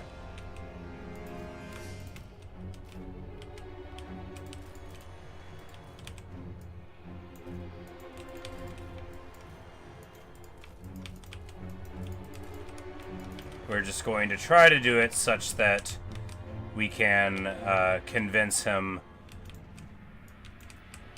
to abandon his artillery a little bit, and then we're going to try to run around the back and hit it. It could even work.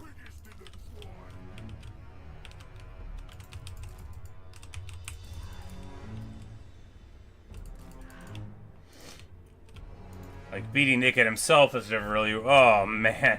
It's such a good attack.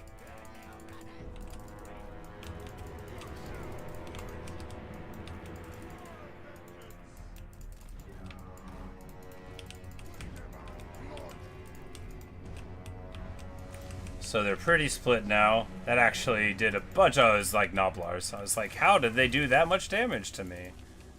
Oh, goodness gracious. Back away. Oh, Jezzails. I was like, I didn't even see them there. That's because they are the stock Jezzails.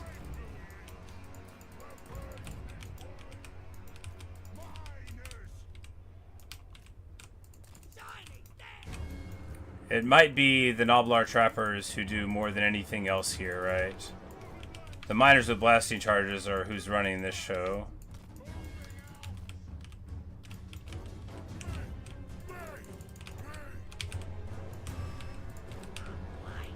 Alright, let's speed it up a little bit. Because all these guys are really doing is trying to jockey away.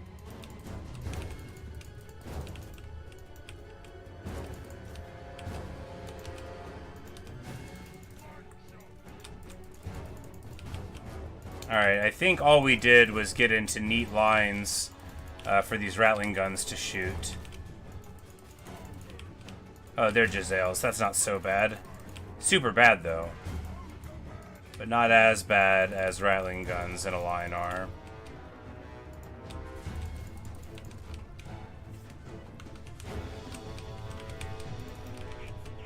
The Trappers get caught up on their way in.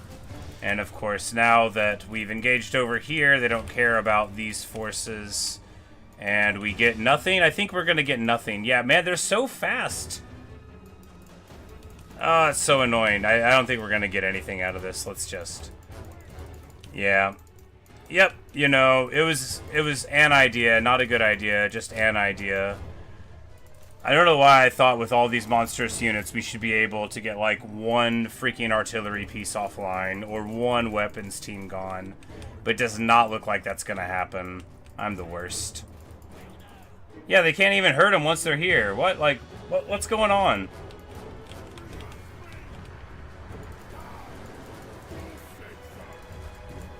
Apparently, Ogre Bulls are terrible at hitting Plague Claw catapults. Anyway, that was a waste of time. I bet the auto would have done it. No, that's not true. The only waste of time was in keeping doing the battle, Because he won't use the nuke and auto-resolve. You got to get that taken care of. But anyway, we see that I'm really bad at the game. Nah, I mean, this is hardly a good setup. But I really thought we'd be able to get, like, a weapons team. No. Could not. Now, this... I should say, this is an army that, like, Skrag's army will totally trash can.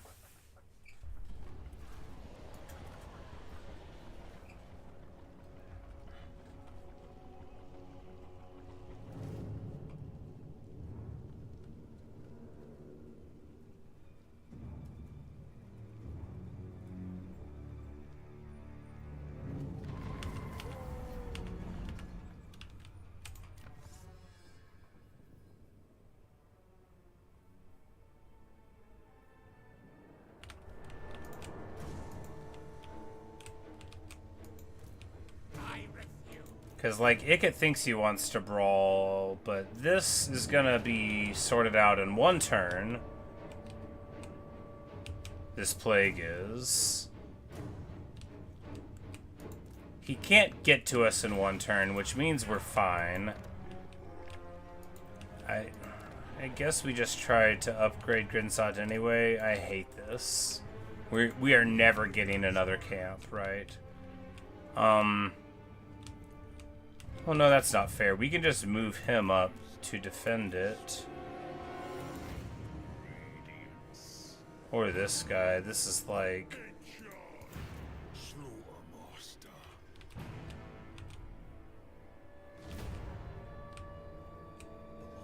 This guy's not even offering to the maw.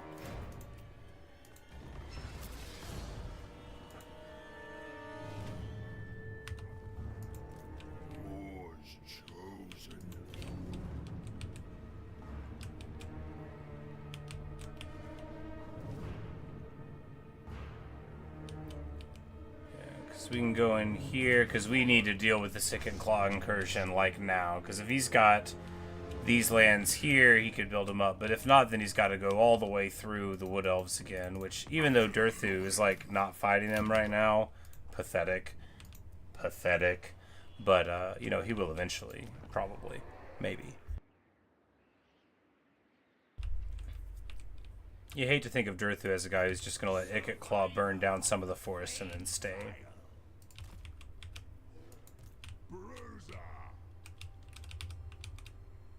Clubs down. Means I'm resting.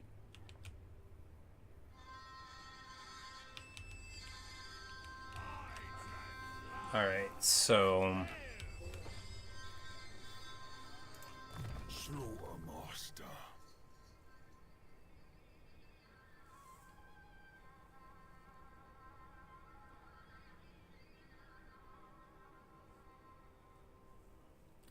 Rank up in Radiant Stance. That seems like it would be annoying to do, but theoretically not impossible.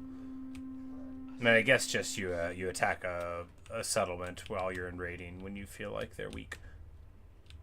Alright, the good news is that we're gonna go grab Ekrund, I guess. Well, the good news is that we didn't get plagued here. If we don't help further here, then Queek is just gonna get it put back together, right? Is he fighting Grimgor yet? No, he's just fighting our alliance. Oh, and Thoric, though. Thoric's still alive. And fighting him. We must help then, right?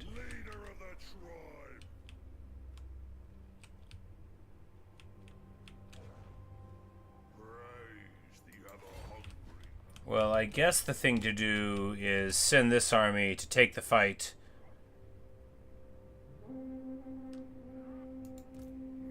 No, I'm like, don't we have any army that doesn't have a lot of range? Yeah, that one. Yeah, we'll send those armies to take the fight to Ikit, and then, you know, Scarbrand's a bad neighbor too, but yeah, let's just prosecute the fight with Moors, right? He's on the back foot. We're going to keep him there. the primary army up here is going to be able to deal with Ikit, right? Like, he just looks very beat up. He's about to get better.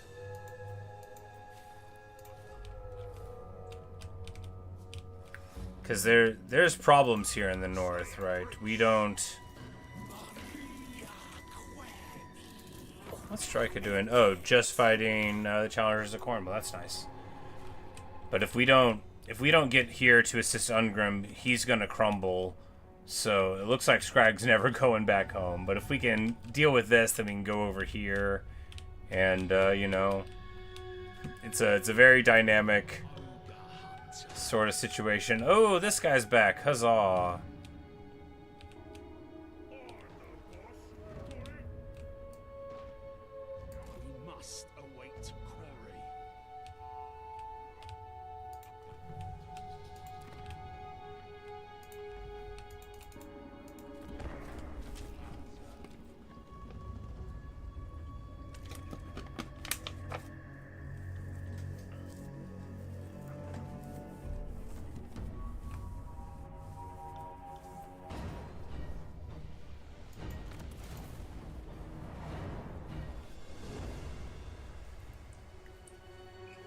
Yeah, he's going all the way in.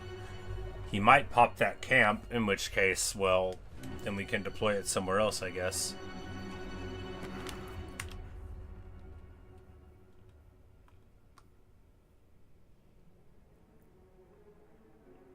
I feel like this guy's not going to be super long for the world.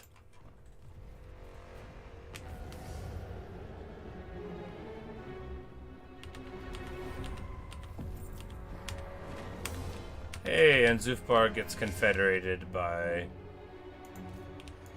our pals there. Good for them. Plague spreads, Barrack Farm. Well, at least we're not there right now. Engage the meat region.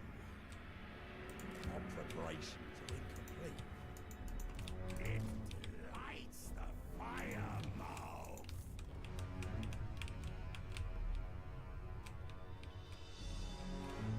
Gather round, hear my tale.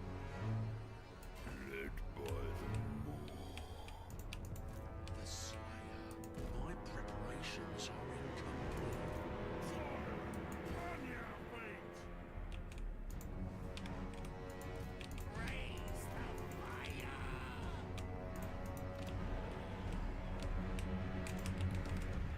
All right. You know, this... Typhus Rat, what a name. For the wisdom of the land. My axe thirsts for war.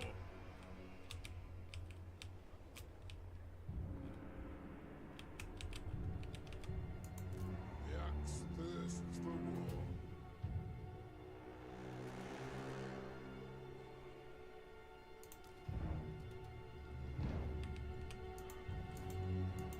I'm a tyrant.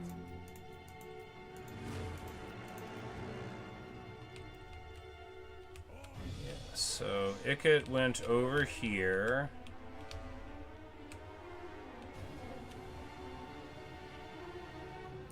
Hate that Which means this angle's fine, and we'll just swoop in here. Ikit's probably gonna go home, but he might continue all the way over here. If he fights this camp, I mean, he'll still beat it, but we'll at least be able to do something with this army. Probably. Either that or he'll shoot it all to pieces. carve and roar. March or into the pot.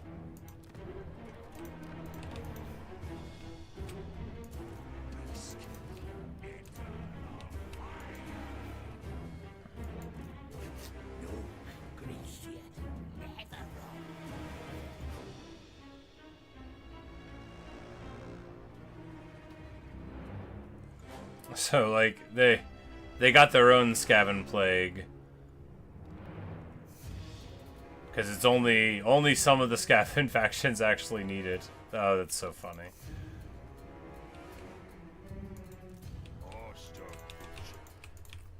But, you know, we're going to take the fight to them. Alright, that was a rebellion where... in Averland.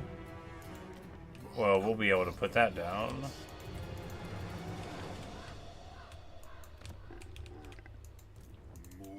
Hopefully.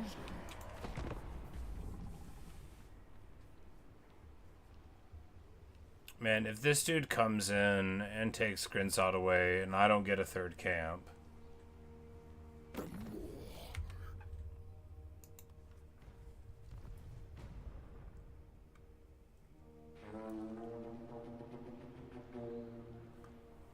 Maybe the armies at the camps are counting towards my overall strength, because the fact that they're free doesn't count in there. Yep, and we lose Grinsot. I am never getting another camp ever. Guided by me. It is the Moor's house now.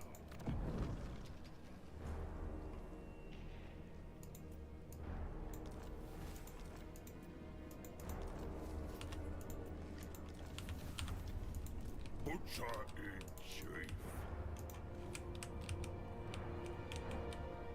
But, you know, the thing is now is that Ikit is in an unfamiliar land and unsupported. Can we get to him? No. What happens if they both attack us? We'll fight both of them.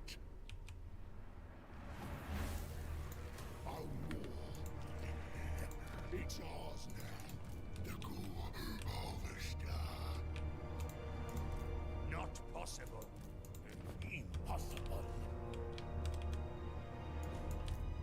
No, you Wait, is that to the whole region and not even just the local province? But I guess they're in it. But these guys... It says province. Is the whole thing a province?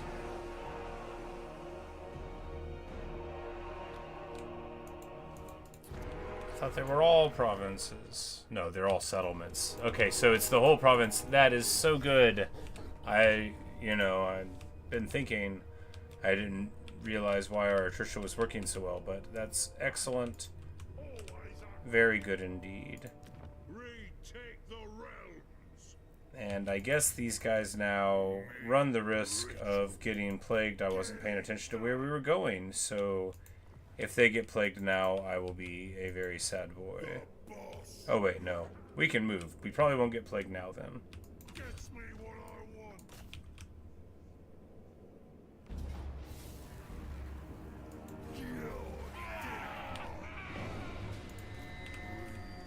Ingredients.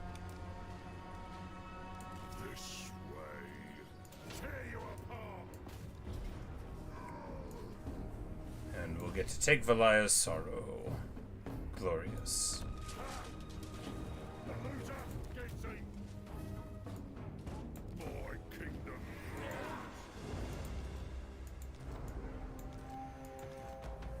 The thing is, too, is like now we are broke. We don't have the income from the other place, and now that we're moved outside of the zone of control, I mean, we're not broke. We can, well, we've got 15, 20, like 18 turns of money. Not a lot of money.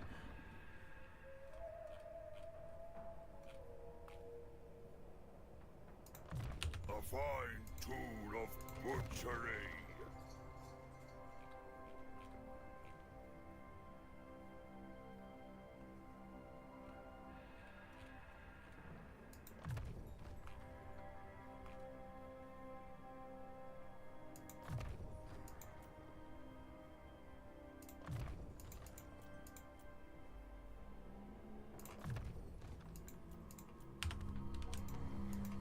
Master Butcher, the great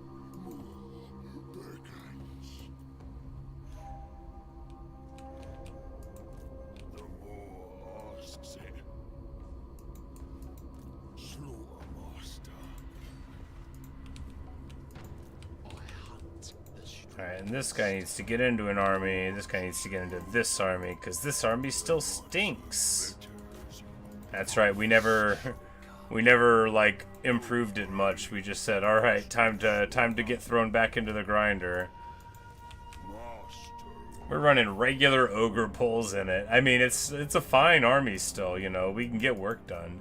It's better to take an army that's not amazing and get some objectives completed, right, than it is to not.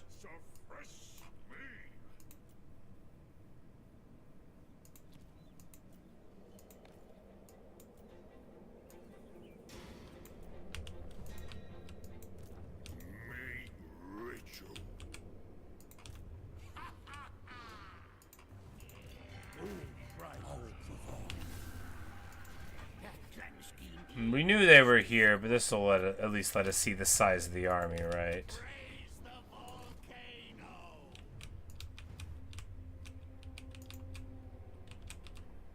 Because now, like, there's no telling how much money Thorgrim had in the bank before all this happened, because he's still doing okay.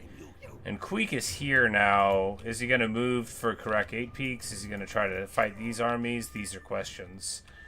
Unlikely to be resolved in this episode. Look at the time. No, we've got enough for one more turn, maybe. Just one more turn. Gonna be overtime at one.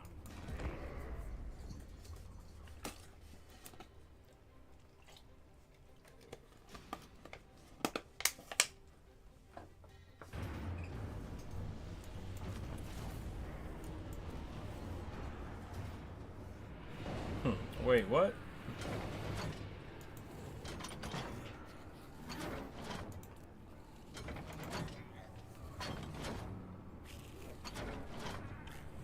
I guess it says we're gonna lose this. I bet we'll be okay. You know, it is sketchy though, because our infantry is not strong. They've got 4 menaces below. I'm sure it'll be an epic fight.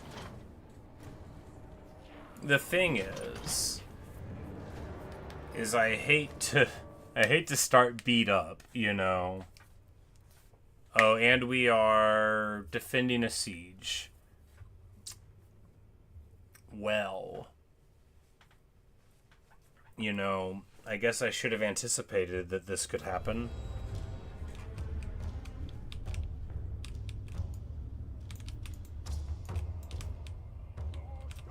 Alright. Well, the good news is that we can assume that due to line of sight, a lot of their stuff won't be very good in this siege. We obviously have to let them get in. Alright, where are our points? This is...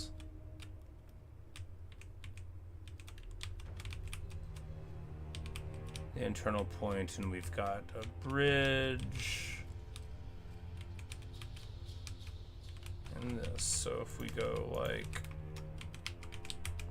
well, the first point is this one. Where... okay, so they've got to come in on this side from here.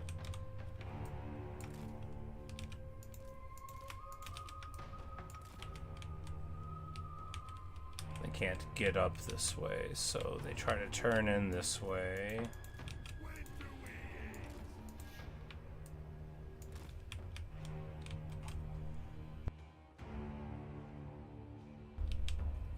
And then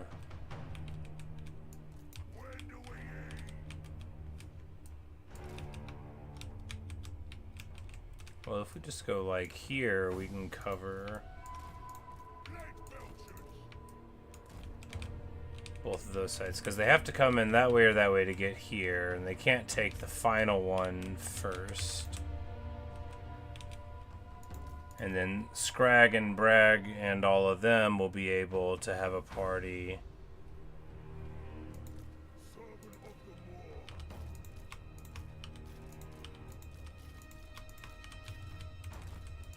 And our very small contingent of guys will try to help. Well, that's not fair. I just remembered. We're Skrag. We'll be fine. We've got 4 permanent summons after all.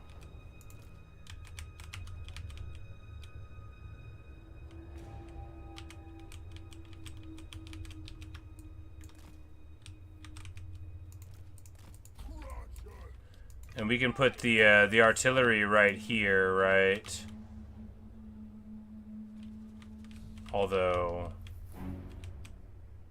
yeah, it's like they don't even have very much stuff there. We can still put it there.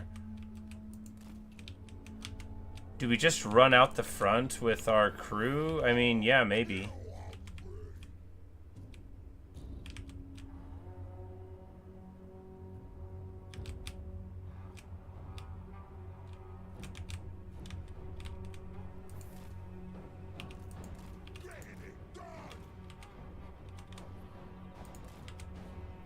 So they'll be here in 2 minutes and 40 seconds, but like, how much of their stuff is invisible? Theoretically. Could be a lot. Enough to hurt us here? Maybe. Is bum rushing out the front smart? No. Are we gonna do it anyway? I mean, I hope not.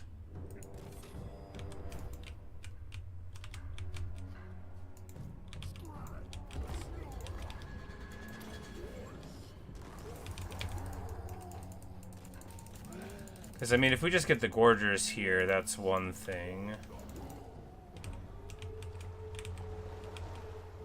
You know, the Warp Grinders are getting shot.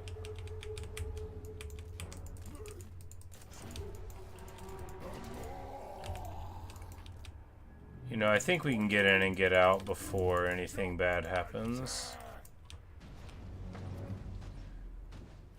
Gutter Runner's pretty annoying, but we'll be able to just dive on him here, and then we'll fight their guy in front of the walls.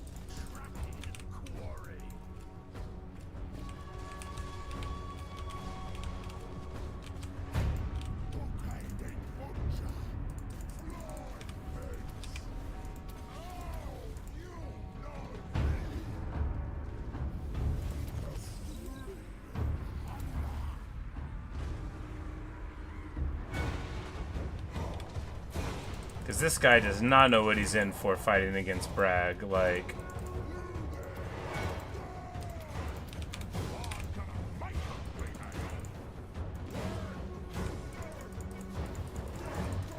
If Bragg could get on him, which he definitely will, right? There's our fighter die. Oh my goodness. Oh, they have 1 unit of Giselle, so we're getting just beat down. Oh my goodness. I'm so bad at this game. Alright. We should not have taken this fight. That is... Oh my god. Oh, that's so bad. Alright, our very important force multiplier guy. Why am I the way I am? We could have just hung back. And now we're too into it, right? Like, this is much too far into it. We cannot just back away now.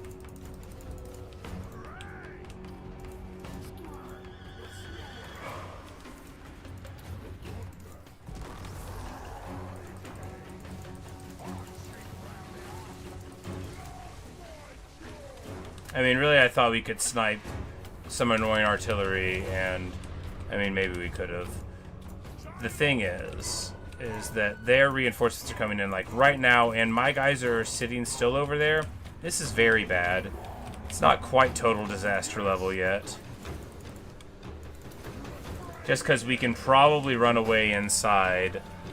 Probably. Alright, we're just going to Chalice here to delete the infantry blob. We need the kill on this Grey Seer, and then we need to get out of here. Alright, we get on top of the Giselles.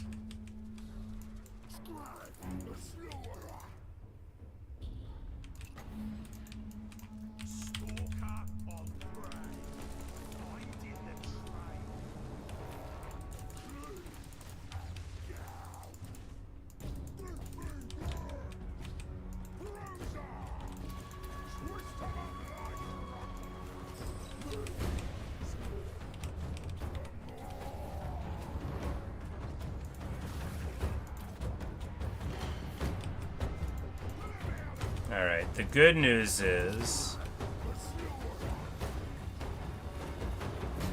that we're getting away with it. We're going to get this execute, and then we're going to just walk inside. It's going to be great. And then we're going to look at what's happening up here, realize that somehow our artillery is still online.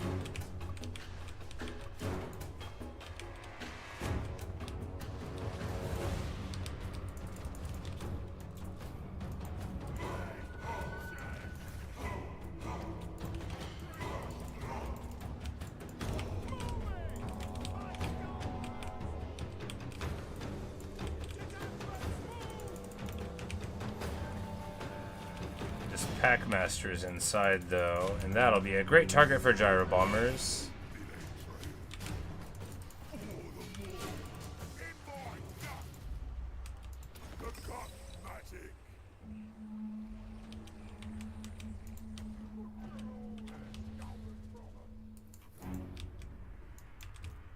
I'm like, oh no, Skrag's out there. I'm like, you know what, actually he's probably fine.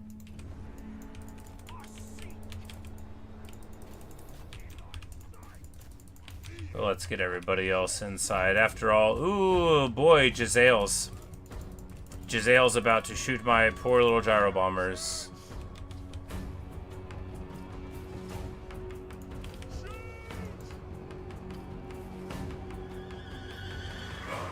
And they get their wolf rat summons, and now the gyro bomber supports are going to come in from this Packmaster. Very nice. Let me get these guys off of our point.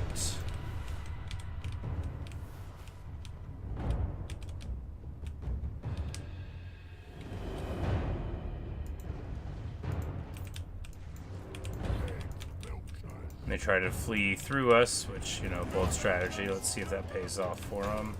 Back out here. Skrag is, oh my god, running out in the middle of there, and he's healing capped already, so this is very bad indeed for us. He's gonna get hurt pretty bad here. He might die. I did not realize he was that close to healing cap already. He might die.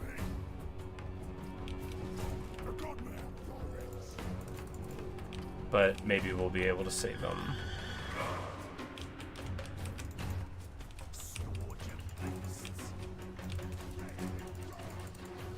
This Master Assassin is here, of course. He's gonna have a super bad time. It says combat is even, but when a Stonehorn is involved, that's usually not even true.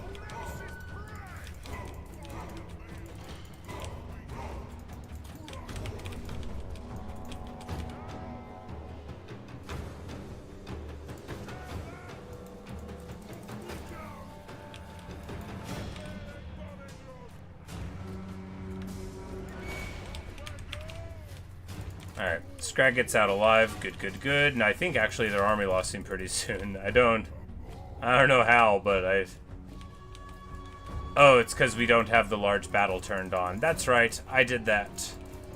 So this is what you do when you want to not lose.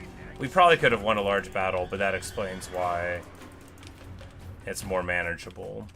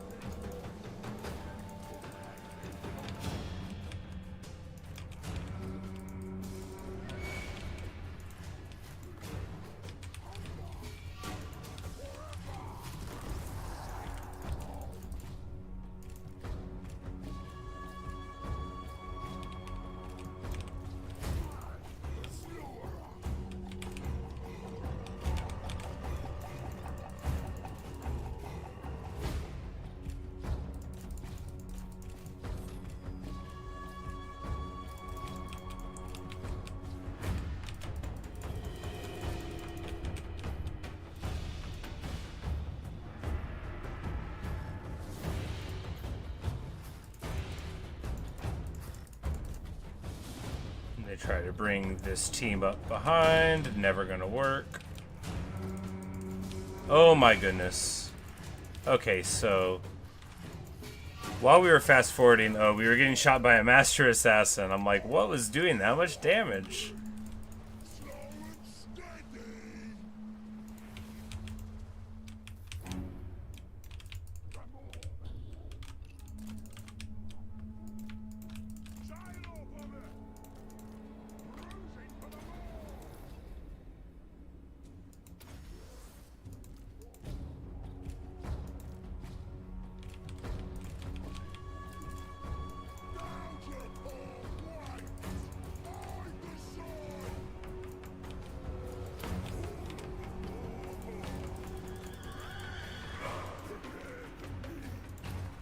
He turned around to try to shoot us once more, but we're just going to charge him. If we walk out of there and get stuck because of the wall, then that would be very funny. But I think we'll just get him here. You know, he runs away. We don't get the execute, though.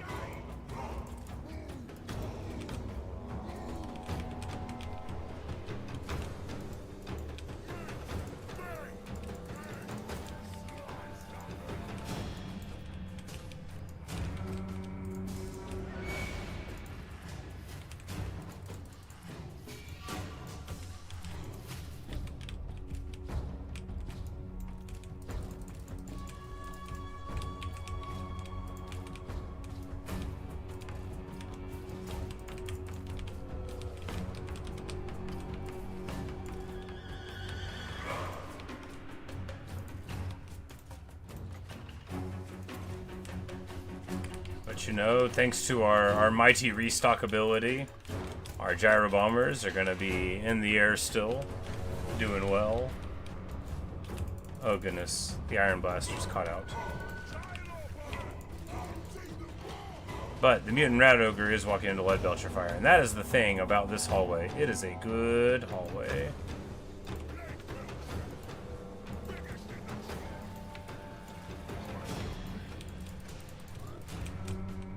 And with Gorgers having stock, it actually is super nice for our stuff in general. We're gonna heal this bruiser up. Yeah, with our army ability there. Get the cooldown rolling. The more we charge, the more we can heal. So this big single entity sort of style is definitely advantaged there. Oh, our artillery got shattered. Our friend artillery probably got summoned on top of. Could have also been shot by any other old thing.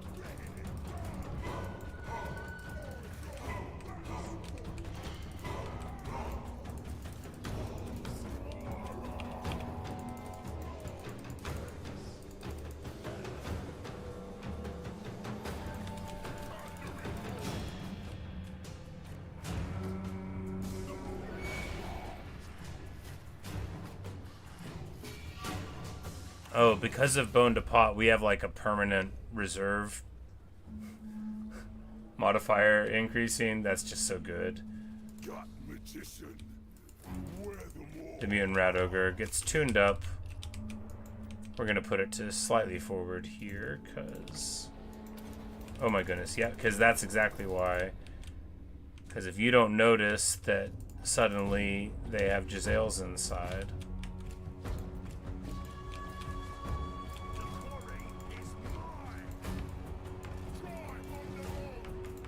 But of course, that's where the line of sight comes in handy. They're gonna have to turn the corner here.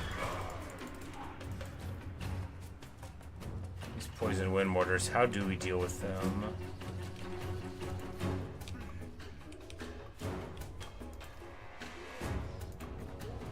Like cast them all on them? I mean, that is a way to do it.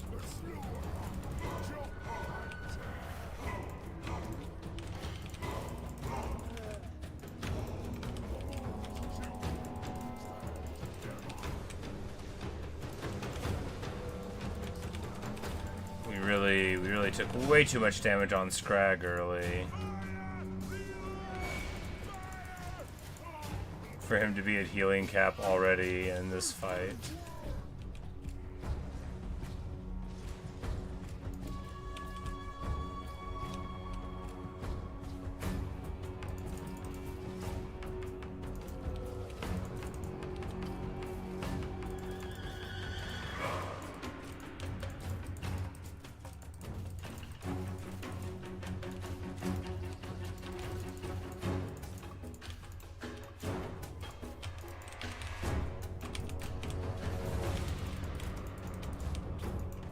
like, alright, now that we've fast forwarded a bit, have we done anything terribly stupid? Yes, we've been shot up by Giselles for free.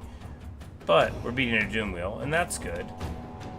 And now their artillery is walking in the door.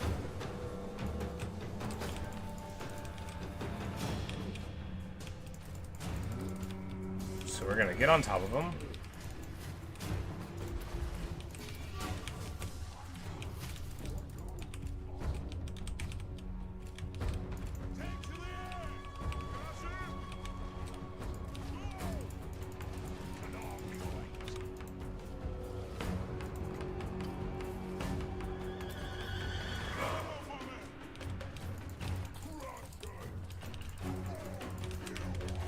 That's the thing about Skaven, right? Is they need line of sight. So if you can find a way where they can't get it, you can make this happen. And we win. Amazing. You know, if they had brought all of it to bear, I still would have won. We just wouldn't have walked out of the gate at the front. But yeah, I mean, awesome. Let's get a heal on somebody. No, those aren't a single entity. That was a bad choice.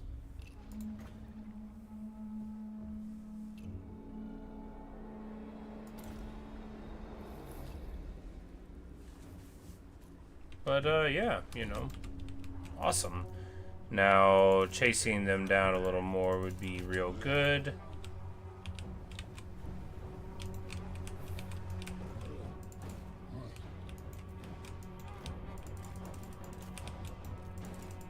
Because these armies are still going to be there on the run back, but at least, you know, this is a few of Ikit's armies gone here. He brought 3 of them. Saves us some of the trouble of chasing them down. He'll still have the big army. We'll still need to replenish this one somehow. I doubt these Iron Guts are going to be long for the world, but hey, a heroic victory.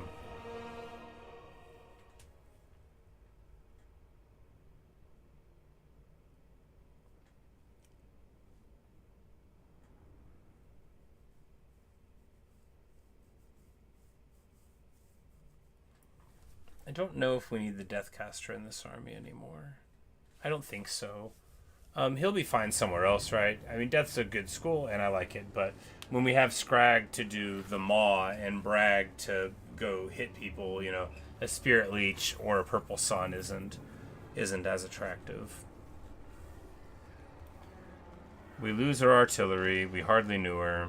That's the thing about Skaven, right? That would have been good for fighting Vlad.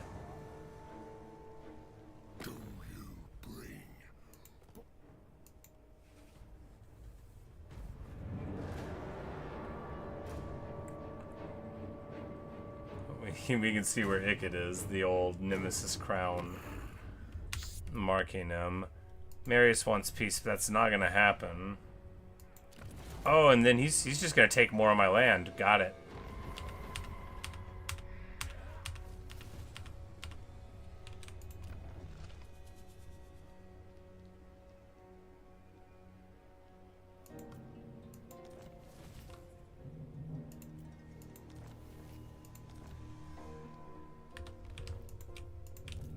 Alright, and these guys dealt with the crack back there.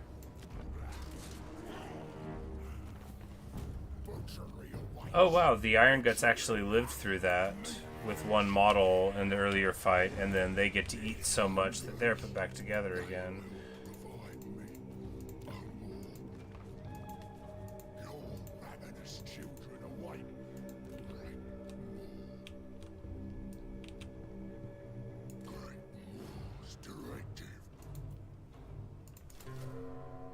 Just recruit some regular ogre bulls, as disgusting as that is to do late in the campaign. Alright, the good news is all this has been taken from Ikit. He only has this one place, and we can be pretty sure of where he is. If he moves to Drakenhof, we probably lose it. If he attacks the camp, you know, we probably lose it. But if he tries to come over here to fight Skrag, we'll be alright.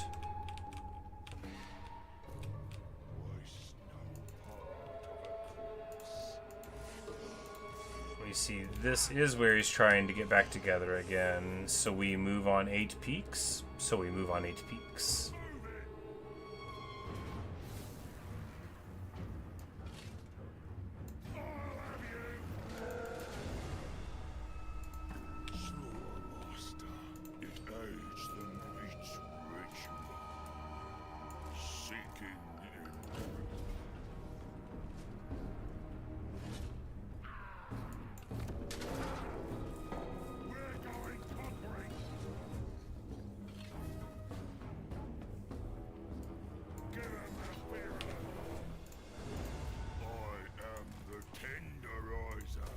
Get our money, get the Karak 8 peaks. Obviously, we'll give it to a dwarf.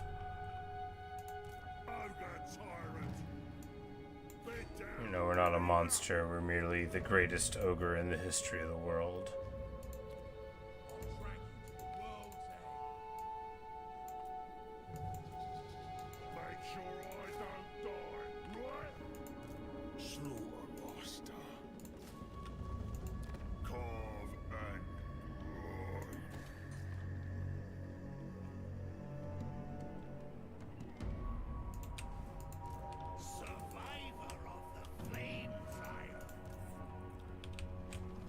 That army, pretty scary, but again, that's the thing.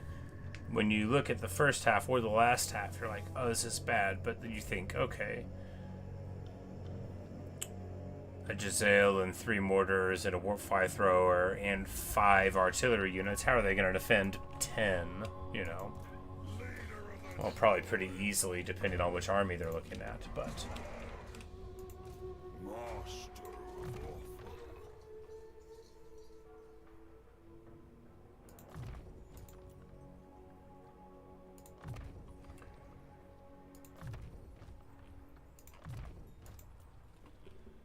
as the mentors keep rolling around, eventually, you know, I feel like taking the missile resist is very good.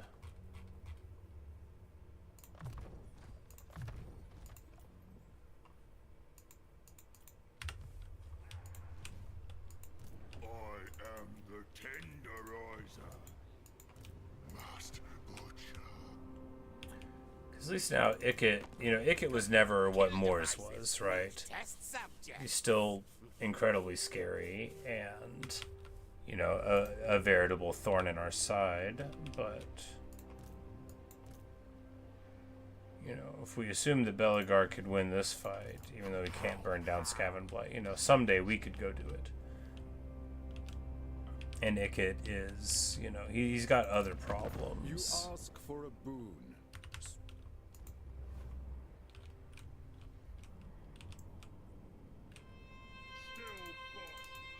Although, like, how we've reduced Moors quite well, you know, they went from a regional power to now strength rank 30, where, you know, they can hardly be very happy about what's going on here. This guy has 6 levels to distribute.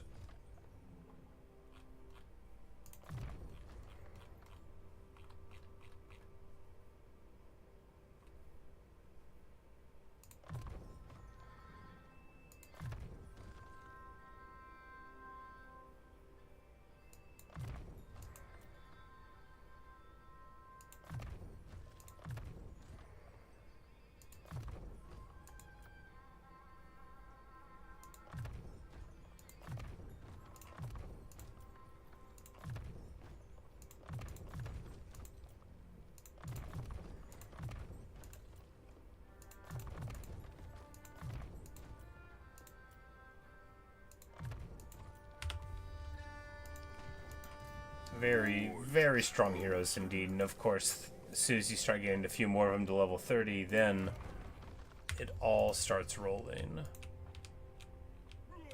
Thorgrim is having some thoughts.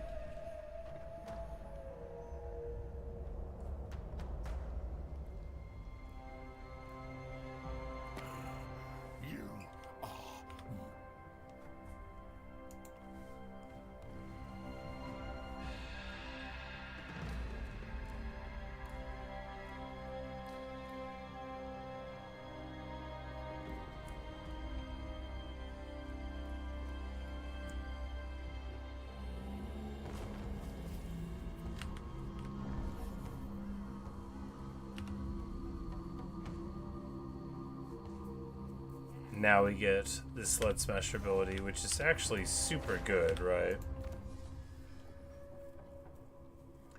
Disoriented for lead belchers. It's really, really very nice.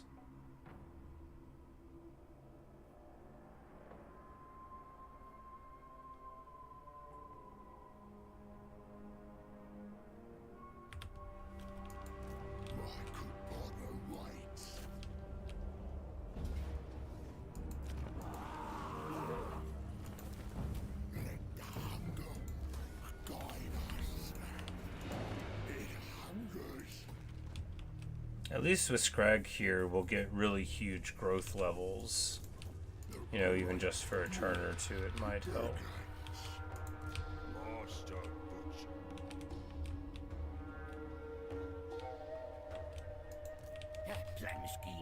So Ikit's still right there. We don't need another army there. We can get Death Cheater to just bounce over here, and if he can...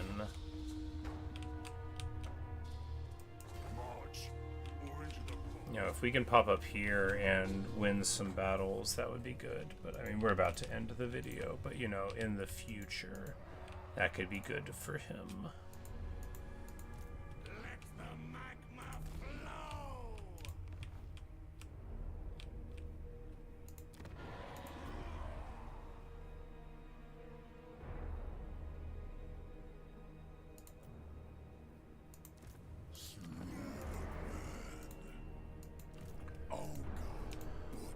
We just recruit a couple more, because, you know, look, the scouting is important.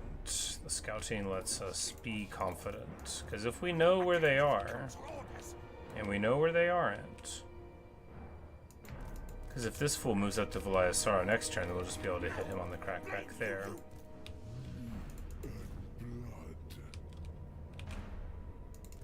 Ready to cook. Welcome, friends of the Dowie. But... like, well, you know, actually, we can almost give this to Clan Angrund, which is obviously... I mean, actually, we can... Oh, we just have to hold on to Valia's Sorrow. You know, in a turn or two, we might be able to give it to him.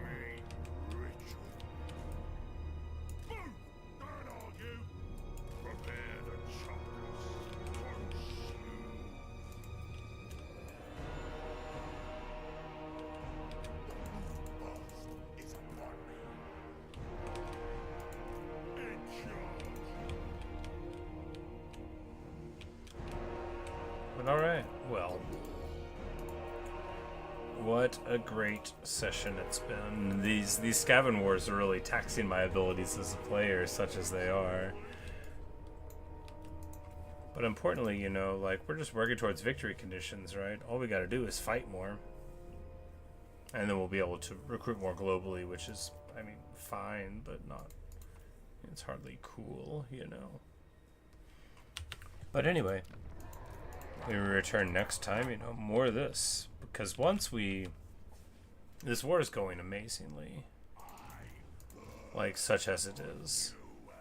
But, you know, the next... whatever comes next, you know, it could be rough too.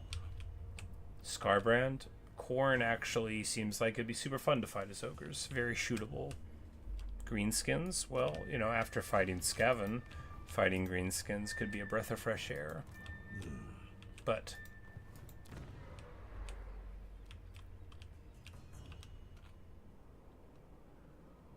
what we're gonna do now is we need to build up this salt mine place, because salt's super good. Like, now I'm thinking we finally can probably start building up these things on the interior again.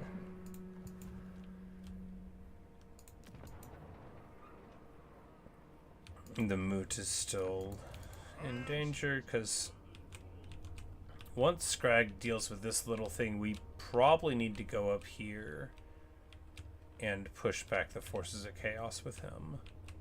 And then just leave all of our other lords to try to deal with the Skaven menace. Step forth, true friend of the which, I mean, it's going super well. I am Belegar.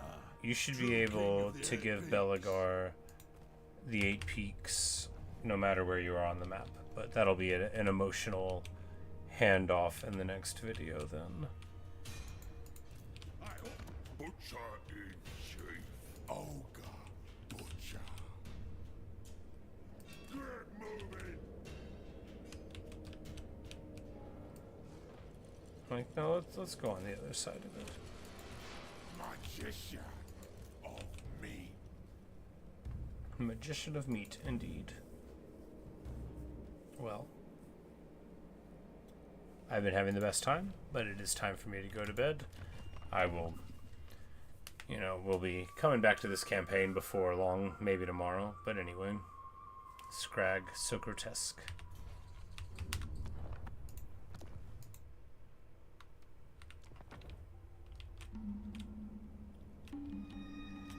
What a fun campaign it's been.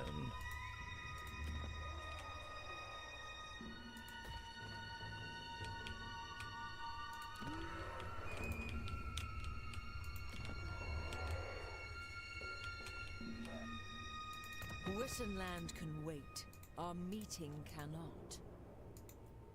This will strengthen.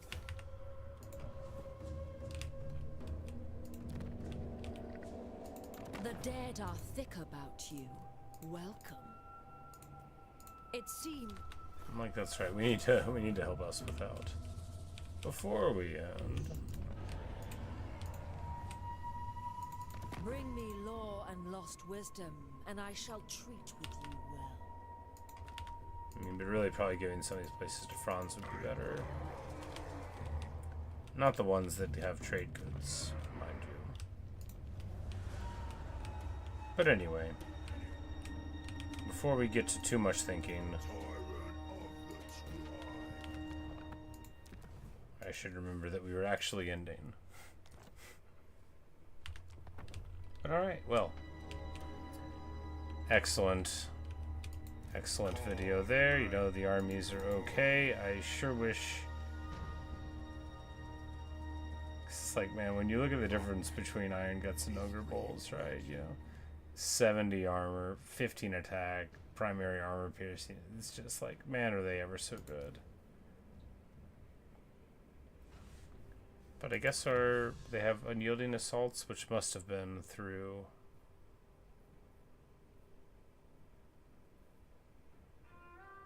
Yeah. But anyway, a really fun campaign. I can see all the ways where you could do something else with it. Ogres are a fun faction.